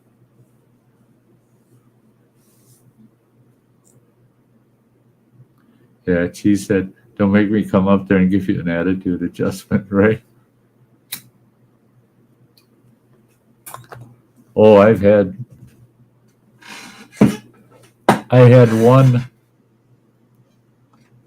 one individual ask why I don't have home health care, why I don't have a nurse coming in here once a day for an hour just to help me get everything set up, because it takes about an hour every morning for me to just get my daily routine set up, the equipment, the foodstuffs, the medicines, everything. It takes about an hour to get that all set up at the start of the day.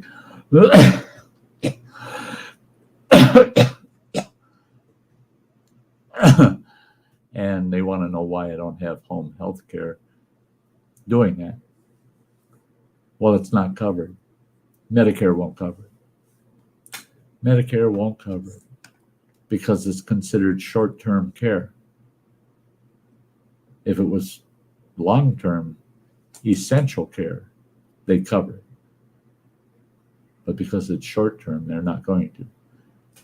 Well, the same person said, have yourself put in a nursing home or a rehab center, and then they have to provide you with medical services at the same time while you're staying with them.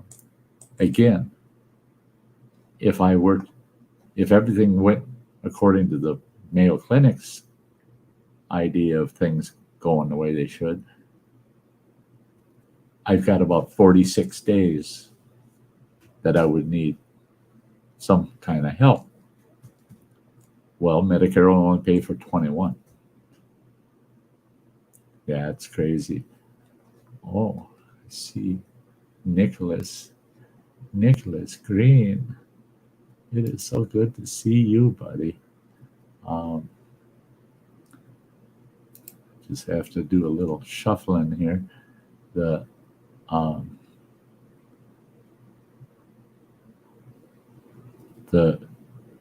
One of the issues that I'm having that's been kind of goofy. Well, I lost my frame of thought. Sorry, folks. There you go, Nick.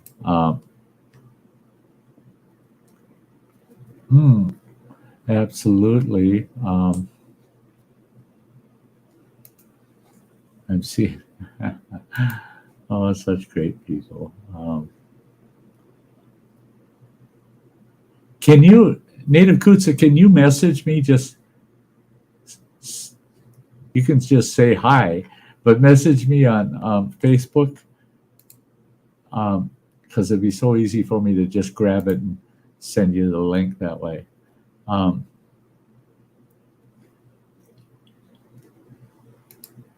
Hey, Nick, boy. Hear you. Hold up. You're not here.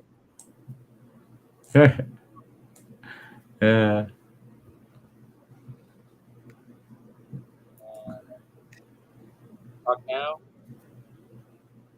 What? All right.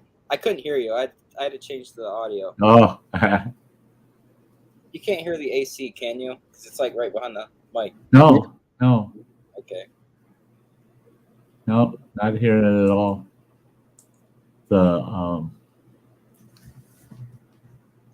Oh, Lordy.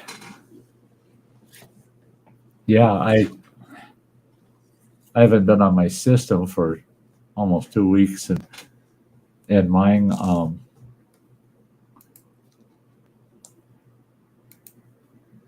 my audio settings, because of a Windows update, got all screwed up, and so the audio's coming through the dang desktop instead of my speaker system, and so I had to jack my headphones into the computer to be able to hear anything up here on the panel, because I couldn't run it in the background. It would echo with this microphone so bad. With this mic, it'll set it to where output and inputs at it, because I would have had headphones listening. So every time I come on here, I got to change it. But yeah. I went and seen you in concert. What? When you were supposed to be in the hospital, I seen you in concert. Oh, really? Yeah. You're in a band called ZZ Top? Oh, yeah, shut up. How? I went to see Willie Nelson, and they opened for him. Seriously? Yeah, ZZ did. Well, it's just, like Mom says, Z-Top now, because it's just one of them. Yeah. But there's someone else that was with them that was playing. Yeah. Yeah, I did Willie Nelson.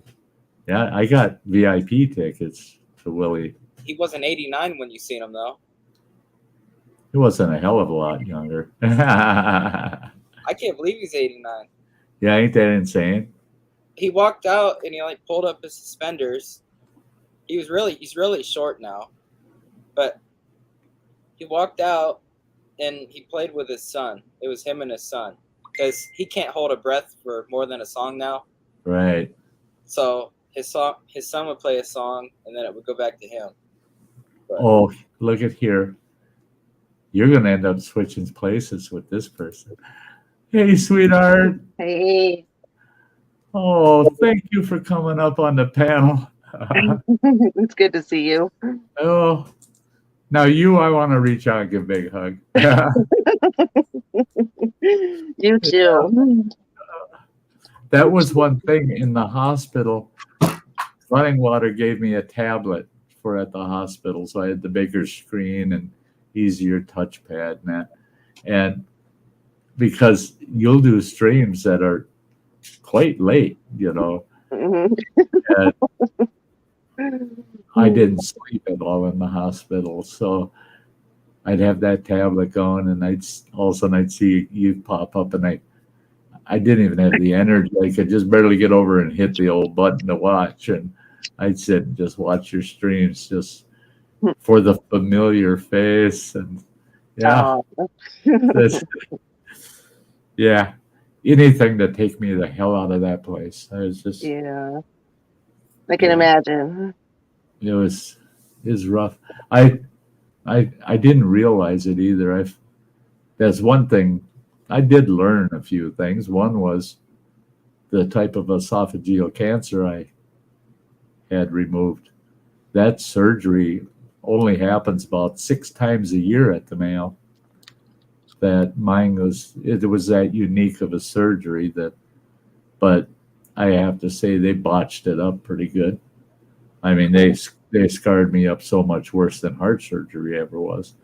The incisions were terrible, and this big ass. You would probably know what a hematoma is, Mhm. and I've got a huge one on the right side across the rib cage and almost to the center of my back. It's about that big, running across my back, and it's hard and sore, and I hope it goes down. Yeah, I won't be running around without a shirt on anymore. I'll scare every kid in the neighborhood. Oh, Yeah. well. Too bad, right? Yeah. Now my brother, mind you, he had melanoma, and they ended up removing almost literally half of his face, and it was bad. They couldn't do much with plastic surgery to make it, look very well. But he worked at Walmart, and he was a manager. And I asked him, I said, I'm amazed you're still working with your face looking like that. He goes, oh, it's a blast. He says, look at that. It's hideous. Look at this. He says, I can scare.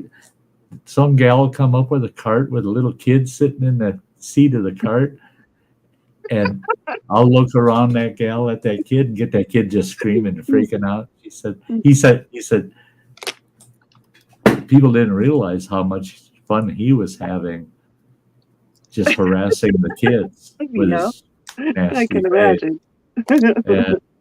But he kind of had the attitude I did, is you got to find some humor or something in everything in life, good, bad, or indifferent, And that's how my daughter talked me into doing this stream. Is she said, you need a little bit of lighthearted laugh time, Yes, Yeah. you do. Yeah. You do. You've helped a lot of people out. You've been a light in a lot of people's lives, and it's time to let us be yours. I'm not always in chat, but I always watch. I know you're there. I don't know what it is, but I can feel it. I can tell. Well, I always remember the days of the eyeballs. Yeah. Yeah, not a word out of you, but them eyes would pop up about every 15, 20 minutes. Yeah, she's watching. Hey, Dr. Smith and Joey. Good to see you. Again. Yeah. Nick. He had a good garden this year. Well, we were in a drought for like weeks, and Yeah. now we just got like force, and there's fungus all over my squash now because Oh no. they were used to the dry, and now there's that. And then it got moist. That brown fungus. But everything else is good. I got tomatoes like that. Yeah. Oh God. I see people with their other garden harvest and it just drooling and just, oh God, I wish I could eat that. Oh, I miss it. I grew those Cherokee tomatoes. From Alaska, sent seeds, and I planted them this spring. They're only about that big, but it's like a kaleidoscope in the center, and it's dark purple. Wow. I like the heirlooms. Yeah, I always like planting heirlooms. But then I used to keep seed too, off of my garden. Well, I don't even have to keep the seed now because I just plant them in the same straw each year. At the end of the year, when everything that was bad fell and the seeds are out, I put more straw on. So next spring, it's killing my like really nice flowers though, because there's tomatoes coming up in the holes where the flowers are. And they're covering everything. Yeah, I had an heirloom cherry tomato that kind of took over the whole front of our house at one of the places we lived in, and I drove by there about a month ago, and the whole front of the house is still all cherry tomatoes all around. You just let them go to seed and mulch it, and the next spring pull the mulch off, you got cherry tomatoes growing all over the place. Yeah, that's gardening I like. Well, nice. I've done it since I was like 5, but not until the past like 3-4 years have I actually tried. It's normally like I just get everything like when I was younger, and I just like plant it all the same. Like onions, I'd set them on the ground, or like tomatoes, I'd stick them in like clay. I wouldn't even tell it or anything. But now I'm starting to learn because I keep taking hints from all the Amish around me on a lot of this stuff. But their stuff, looking at their gardens, it's like, what I did wrong. Yeah. But you got to think about it there, Nick. Those Amish have been doing that for hundreds of years, man. Yeah. That's just, I mean, as I always tell people, if you want good baked goods, go to the Amish, because they don't buy anything from the store. That's all they do is bake. Everything is homemade. So, you find a Amish gal that makes like different sweet breads, zucchini breads, and stuff. Oh, they're the best. They're the best. Because wish I had the time to do that stuff, man. Yeah, no kidding. I don't know how you. I'm telling you, I don't know how you can get just through a day, let alone a week, girl. You are so busy. It seems like it. Yeah. Hey, Kathy, great. Good for you. 5 months with no smokes. That's great. I didn't smoke all my time down in Rochester, Minnesota. The first 2 days were just running around getting clinicals done. But I quit smoking the minute I got there. The minute I checked into the hotel. And the minute I got out of Rochester coming home, boom, I lit one up just to see if I could handle it. Yeah, I can smoke just fine. It don't bother me a bit. And I banned it. They banned it. Yeah. They banned it. He's looking out there. He's looking out in the yard. He's protecting me. It's his home turf. He stands out here and protects me all the time. That's cool. I made this little sitting area out here where I sit all the time. So Yeah. so he sits out here and watches. Yeah. He's the guard. That's neat. I like that spot there. I like it. Yeah. The log cabin there's reminds me so much of the cedar log cabin we had in Montana. Yeah. Looks like my old house. I like it. It's just my hangout. Yeah, I think it's great. It was a little tight for 6 of us living in, but We were in a fake log cabin. It was a normal house, but the outside it was all logs, just like that, like green ends. It was cool until the carpenter bees got in the walls. Oh, yikes! Oh, I spray it all the time. I spray it every spring. Yeah. But Yeah. it's just a few feet from my house. I mean, my house is right there. That's where I do all my crafts. Yeah, isn't that neat, guys? Look at that. Fun. And I nap sometimes. Well, yeah, you betcha. That was one thing I was telling my boy yesterday. I think in the future, every time, even if I go day hiking, I'm going to have a bedroll hanging from my day pack. Time to take a nap.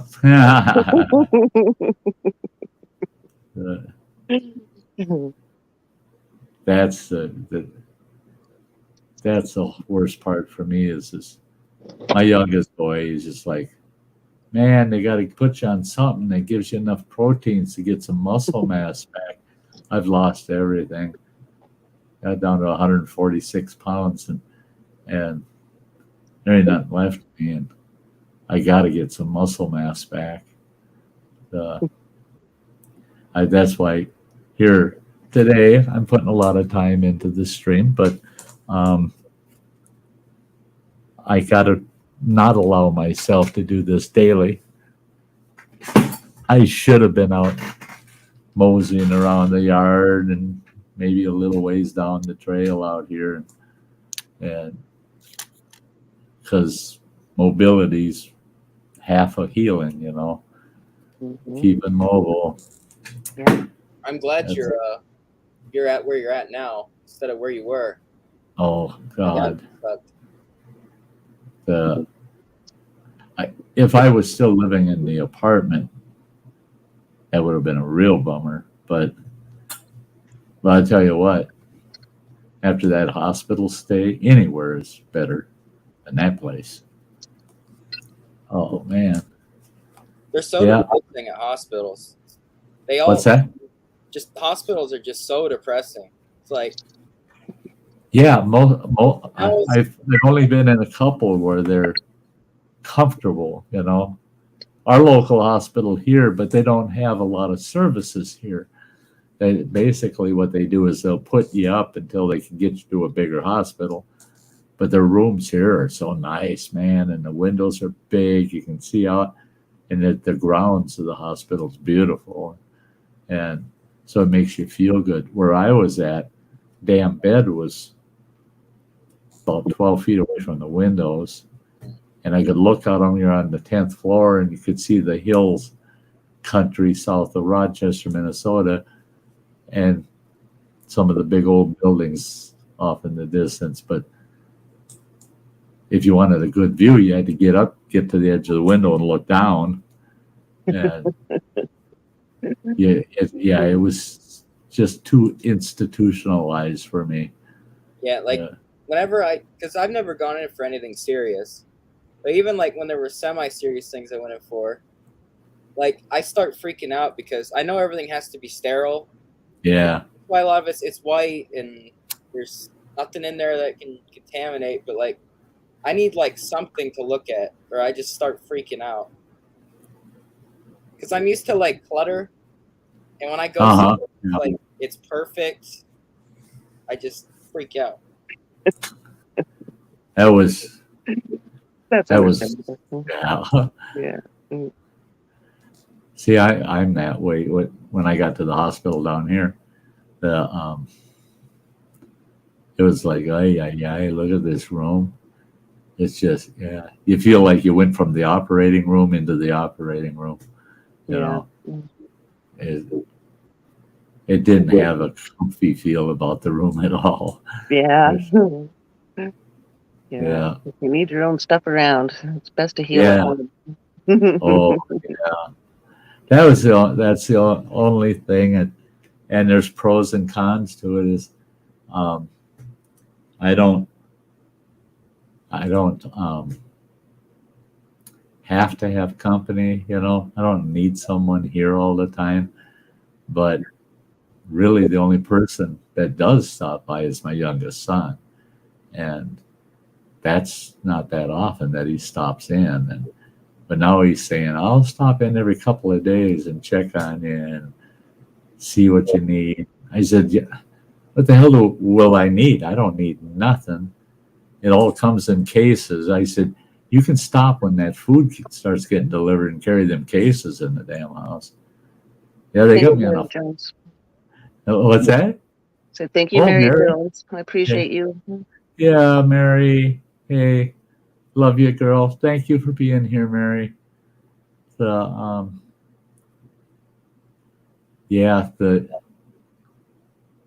I couldn't believe they. Yeah, they got me on a 5-pound weight limit for 6 weeks. Yeah. I said, "Holy God, 6 weeks? Yep. Nothing over 5 pounds."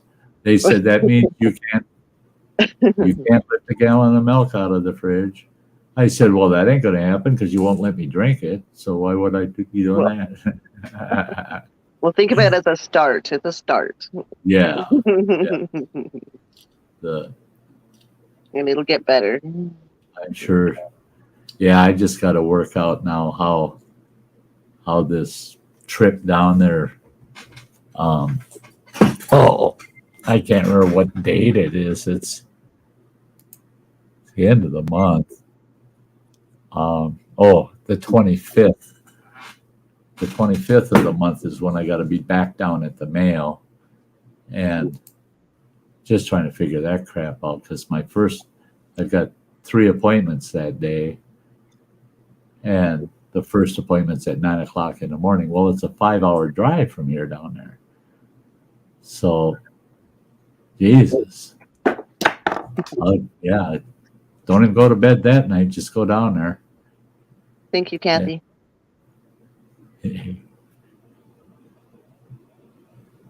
Sorry, I read chat. I read chat a lot. Windows. Hey, running water. No. Well, yes. Joe figured out how he can shut it off, but I told him don't. Let it come on and off. I don't care. Yeah.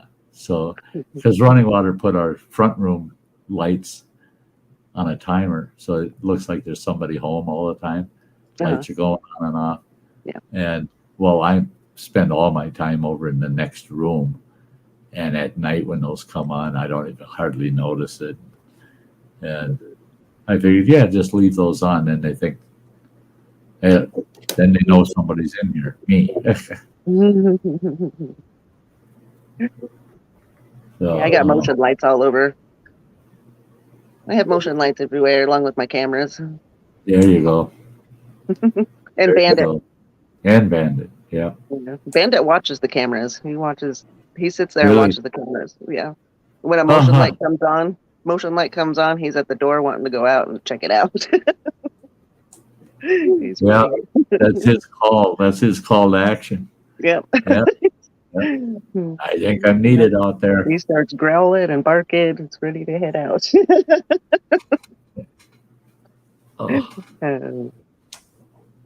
Ouch. That's another thing I can't get used to. Is this damn hose. You know, that thing's running to feed me, right? Yeah, right. But they sure do. You tape that bugger to your body pretty good. And it doesn't really go anywhere. But man, when you get it hung up on something that yank right away, you think, God, I'm going to rip half my guts out. You're not going to worry about hair there anymore. Worry about what? Hair. Yeah. No shit. You should see this where they had the chest tubes. I got 2 big square patches with no hair there from them ripping and tearing that dressing off every day. And I hate just the little ones that they put. Those honors to do for like something normal. Yeah, when I finally got my dressings done, finally had enough ambition to get it done. I was surprised they're healing up pretty good. So I just got 2 rectangular gauze bandages, 1 on each. Just getting rid of all that other, man, there were gauze mats that thick on top of those. They're just, and about 3 feet of tape. Now I just got a Band-Aid, good sized, big Band-Aid. Not so hard to get off. Yeah. Too much tape. Oh. That would suck. Yeah. I kept telling the nurses at the Mayo when they'd say, "Oh, we got to draw blood. We got to give you this, got to do that, give you a shot for this," and I'd say, "Yeah, so just do it," And they'd say, "God, that it's like you never feel it," and I said, "Actually, I don't. It don't hurt." Yeah. But man, they go start peeling that tape off, and I'm oh shit, God, that hurts. What the hell are you doing to me? And they go, "Oh yeah, we can come in here and give you 4 or 5 shots in a day and draw your blood. And not a peep out of you. And the minute we try to change the dressing, you're whining and complaining that the paper." Yeah, well, it does. It's a different kind of pain. Yeah. Yep. Whole different animal, that pain.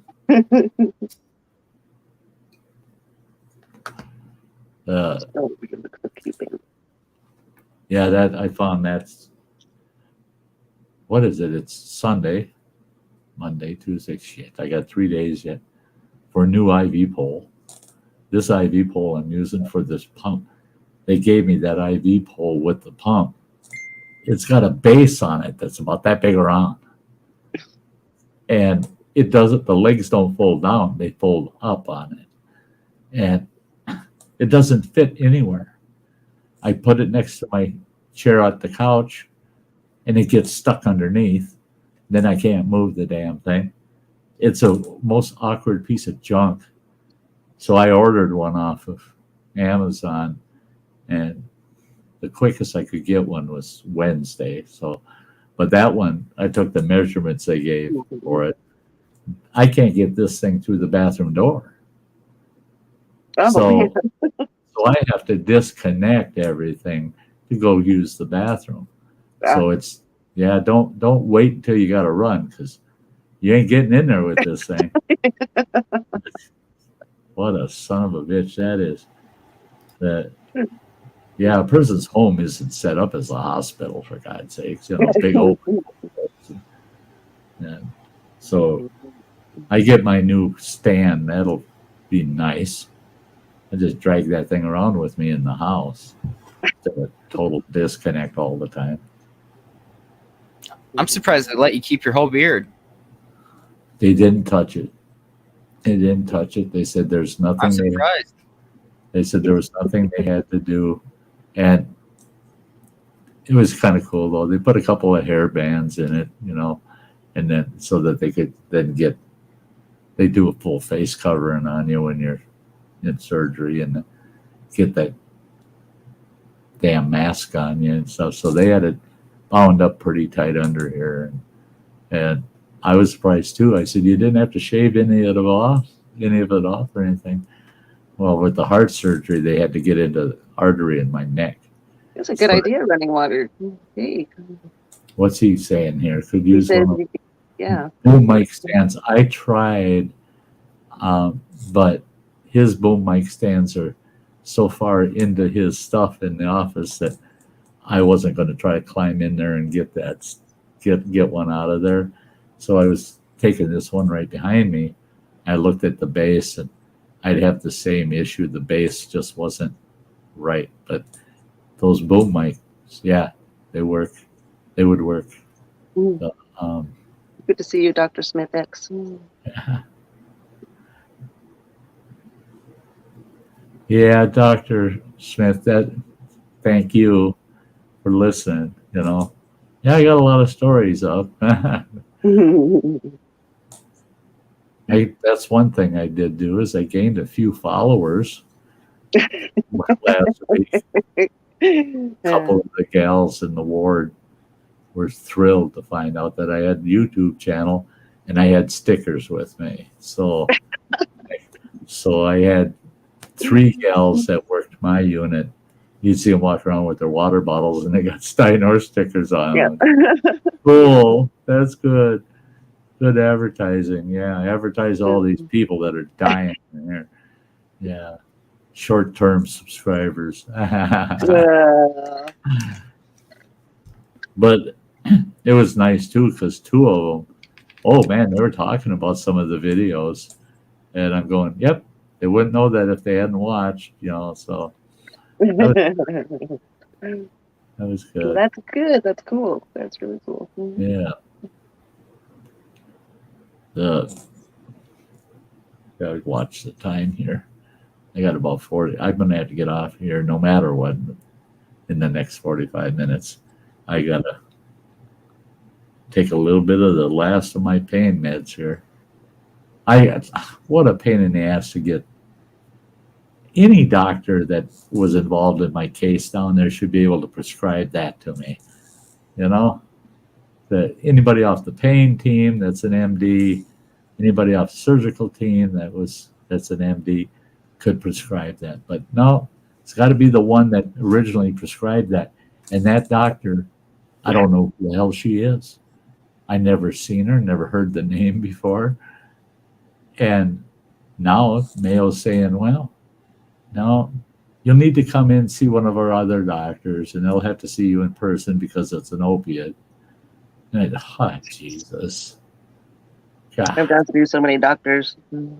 I get the same pills for like the past 25 years. Doesn't matter who the doctor is. They just continue it. They just keep continuing it. Yeah. That's what I didn't like with this is I had my primary doctor here. Then I had the cancer team at the cancer center, and they would cross prescribe at times. Well, they've got that portal where a lot of hospitals will share information. Yeah. And so I'm on that portal, and I got all of them connected on that portal. And I told them, don't prescribe something to me without looking at the other providers' script list to see what I'm already taking, and don't duplicate crap. And God, I've got so many insulin pen needles here. And I got enough pen needles for 2 people for a lifetime because I had 3 different doctors prescribing them. And I told them, if you're going to change my insulin script, don't add more needles to it. Just the insulin. I got all the needles up the ass. And now keep getting more needles. Don't want them. But they keep re-prescribing them. And that's why I never knew they had such a thing. But up here, they have this complex care coordinator that you can get assigned to your case. And if you've got to deal with so many different doctors and all from different clinics and hospitals. Didn't miss much there, me devil. Good to see you. Yeah. I was watching for a while before I come on. I had to kind of fix my ceiling a little bit because the cats jumped through again. Oh, yeah.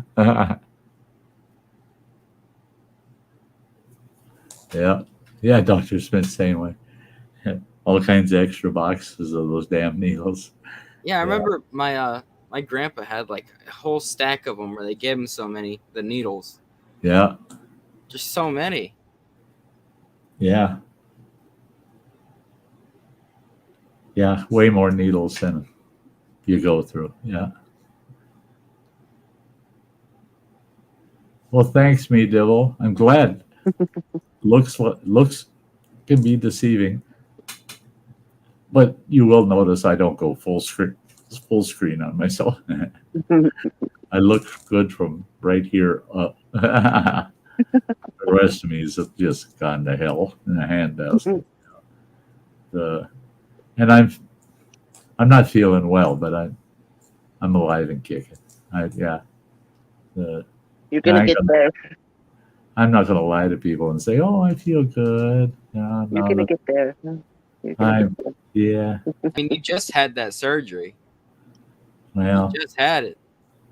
okay. Here's a good example. The same number of days since I had this surgery till today, that number of days out from my open heart surgery, I was hiking 2 miles already a day. So to me, it feels like they told me that it would be a little bit worse than the heart surgery because of the fact they had to open up my chest and my stomach. They're full of shit.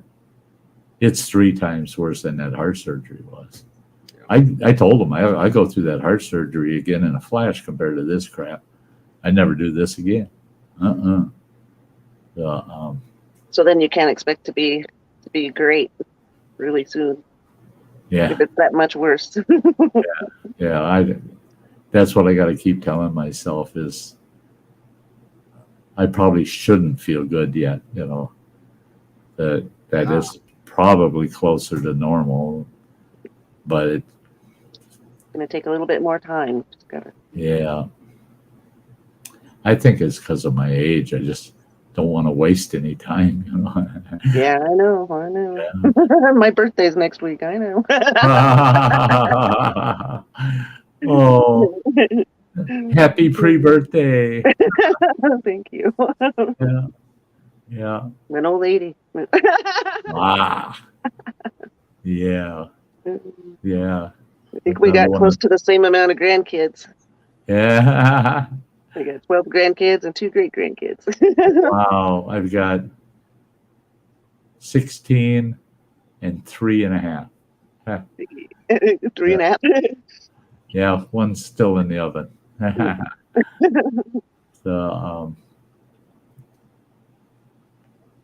Yeah, some folks age pretty gracefully, Yeah, others don't fare so well.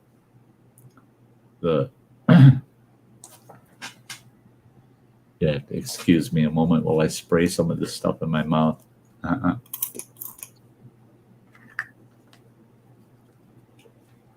It's just a sore throat spray. Justin. Oh, is that stuff that makes your mouth numb? It's for sore throats. I remember I had that stuff before and it made my whole mouth numb. I didn't like it. What you probably had was lidocaine. They gave me lidocaine, and I'd have to squirt a big syringe full of it into my mouth, and then slowly swallow it, so it'd go down my esophagus real slow and line it, and it would just deaden everything. But the worst part was it deadened my tongue, my cheeks, everything, not just the throat. But when I was using that stuff, I was able to eat, and so it was worth it. But now it's just a matter of the dry mouth thing. I can't tell if there's anybody in blue in here, but could somebody share the PayPal link? That'd be awesome. I can't tell on StreamYard. Yeah, looking over here at. Somebody please share this PayPal link if you can. I have to. I can get my tablet. I got it. The Awesome. Thank you, Nick. thanks, you guys. I haven't even looked over there. I'm afraid to look at that. I'm going to feel. You just accept the love and shut up. I know. I'm going to, after the fact, thanks, Nick.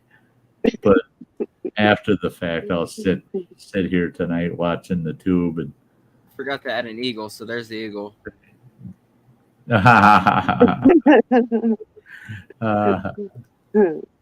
Yeah. Well, and that's the thing too. I'm glad people are doing that, not super chatting, because that's why I put that up there. Super chat stick too much. Yeah, and what is that? 30%? They say. Yeah. That's why I share PayPal. I always do PayPal. I never do super chats. Yeah. I've said that, and it's like I don't want people thinking I'm being ungrateful, but that's a lot. It is. That's it. No, I feel the same way. I hate giving YouTube a third of everything. Yeah. Too much. It is. 5% would be sweet. I'd be good with that.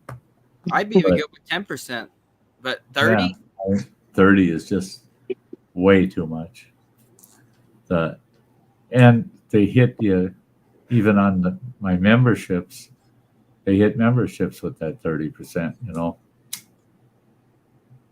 Yeah, exactly. Yeah. I haven't sat upright in a real chair like this for over a week. And yeah, I got shit starting to go numb. I got no padding anymore, so I got that. It's Justin. That's why I always send PayPal. I never send super chat to people. If they have PayPal or cash card, that's what I use. I don't use the super chat. Yeah. I want them to get every bit of what I'm trying to send. Even though PayPal takes a little tiny bit, That's all right. Oh boy.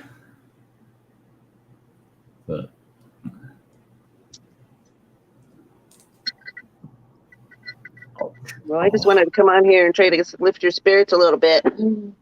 Well, I sure appreciate it, girl. Yeah, it means so much. Just let you know that we love you, and you need to accept the love. Okay. All the love you've shown us, you can accept it back. I just don't feel like done that much, Oh, you have. You have. I just did look at this PayPal and running water, you shithead. We live together. You don't have to do that. That I can say. You have such a wonderful son. I'd like to meet you in person someday, running water. Yeah, he's a good soul. Well, look at his dad. Yeah. Cats in the cradle. Yeah. Yep. When you coming home, Dad? I don't know when. Well, Bandit's laying out there in the sun, panting to death. What are you laying in the sun for? Yeah, if it's so hot and you're panting, why are you laying in the sun? What's the temperature there? It's probably around 80, 85 maybe. Not bad. It's like 93 here right now, and it's too much for me. At night it gets around 40 though. Where Next week it's supposed to Blue Mountains of Oregon. Oh, okay. Up in the mountains. That makes sense.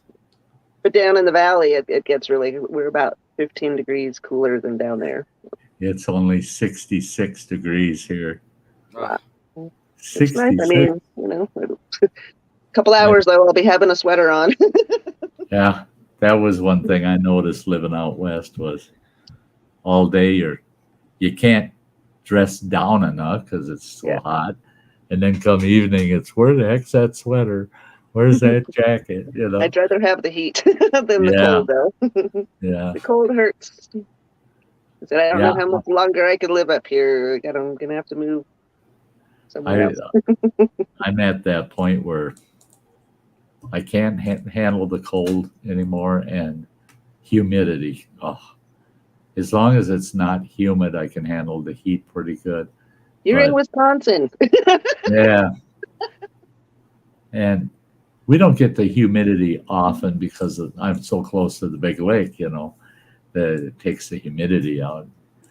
But when it does get humid, man, I don't even want to be out in that shit.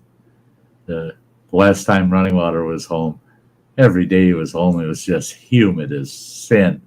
He's out there trying to work on stuff, and he's just drenched. I'm sitting in the shade in the lawn chair saying, "Oh yeah, good job." Yeah, I'm getting sweaty just sitting here. You know.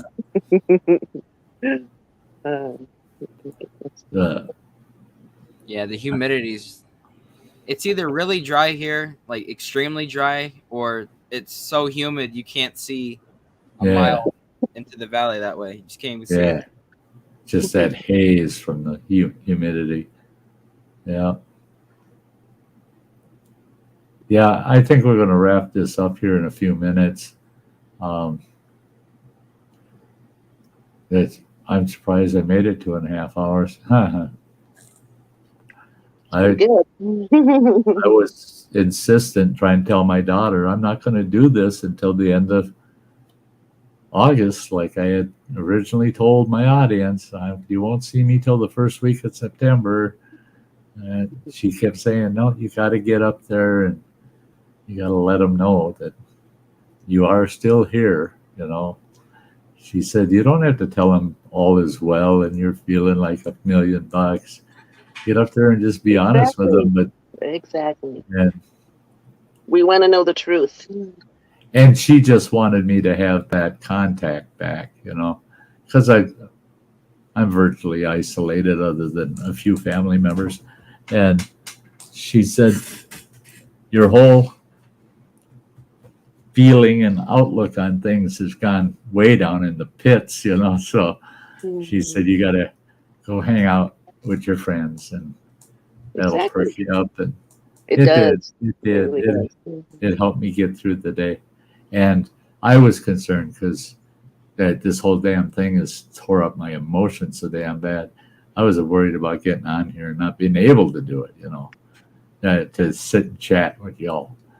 But I think I got through it pretty good. Don't forget, I mean, this isn't like you don't have to keep going live now after this until then. You could just take a break until then if you wanted. Well, that's really the approach I'm taking is I'm hoping that I'll go live Thursday. Yeah. But it all depends. That's one thing I'm trying too is I'm adjusting my feeding. I'm going to start that tomorrow where I can set this machine that I start feeding at 4 o'clock in the afternoon and it'll feed me all the way till 8 the next morning. And then I don't have to eat. I don't have to be hooked up to the machine at all from 8 until 4 o'clock throughout the day. So I get the whole day off the machine. Then I can just get up, move around, come and go as I want. I don't have to even mess with the machine for 8 hours a day. So I'm knocking on wood that my system can handle that much because that means it's the same amount of fluid I have to take in, but I'm doing it in only 2/3 of the amount of time. So it's a lot more fluid. It's running faster. So hopefully my system can handle it because I'd love to have 8 hours a day where I don't even have to mess with that damn machine. Oh, it'd be nice. It'd be nice.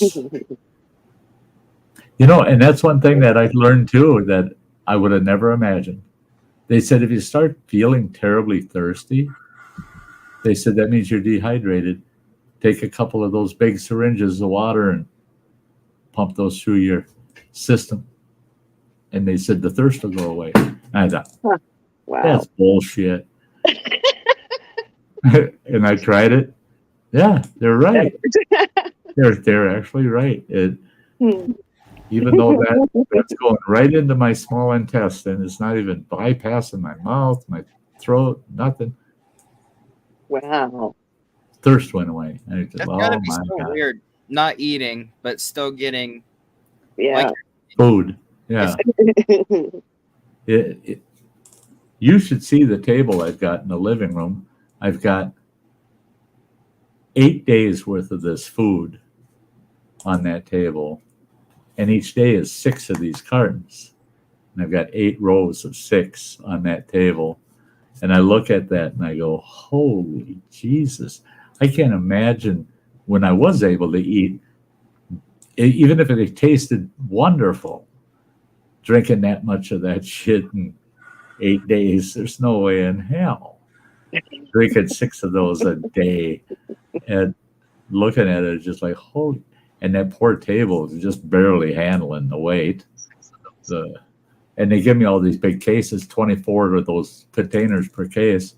And I'm only supposed to pick up 5 pounds, right? So I had my kid, he stacked them all up on this bar stool that I've got here in the room on there and this bar height table I've got. So all the cases are lined up there so I could just open them right there, almost eye level. No bending over, no carrying. Yeah, make it as easy as possible. Did you hear, Nick, when I was talking about the chapsticks that my kid got? Yeah, Jesus Christ. All the different flavors. Huh? You said there was breakfast ones? Yeah, and all the different sodas. I got every Pepsi soda that Pepsi makes. I've got, what is that? Is that Coke? I think it's Coke products. Well, who makes Mug of root beer? And 7-Up. It's one of them. I don't know. Yeah, It's a big but brand. there's one set of those, all those flavors. There's another one that's got, I can't remember what flavors, plus all the Fanta pops. Oh, Fanta. Yeah. And so yeah, he got me quite the assortment. The breakfast ones, all the flavored cereals, man. Cinnamon Toast Crunch. I mean, and it's no shit. You put that lip balm on, it tastes like you've been eating Cinnamon Toast Crunch. So that does help. That does help. But I find myself chewing on my lips. Yeah. I'll wake up to have half my face chewed off, you know. I thought I was eating my face while I was sleeping. Don't bite too hard. Yeah, no kidding. But yeah, that was pretty ingenious. So it was 4 different sets, and each set's got like 7 or 8%, and it worked out to 31 or 32 of them, and I got them all in separate containers, all of them. It's so like it's kind of snacks, breakfast, lunch. Yeah. Yeah. And he said, "Oh, I know they got flavored ones. I'll find you a couple." And he was just thrilled with himself. He said, "They never have this many flavors this time of year. They always come out around Christmas time, you know, that when all the sugar cookie and gingerbread. Right. I wouldn't mind some of them either. Yeah, that'd be pretty good. Hey guys, I think we'll wrap it up. It's been a blast. Thank you all for coming and keeping this old man company for a while today. It's been fun. Wheel Thanks for off. coming on. Yeah. Well, you're more than welcome. And with the exit, I'm going to do the old dance with the girl in the fur coat on the porch, but it'll be a while before I do that shuffle anymore. So, guys. Okay. Well, it's good to see you. Good to meet you, Nick. Yep. Yeah. Love you, girl. Thank you for being here. Nick, buddy, you're a champ, man. Love you, see brother. y'all in chat. Thank you. Yeah, everybody out in the chat, all of you stay safe, healthy, and happy out there, would you? Yeah, makes me feel better. So until the next time, guys, this is Sty North saying we'll see you again soon. Bye, guys.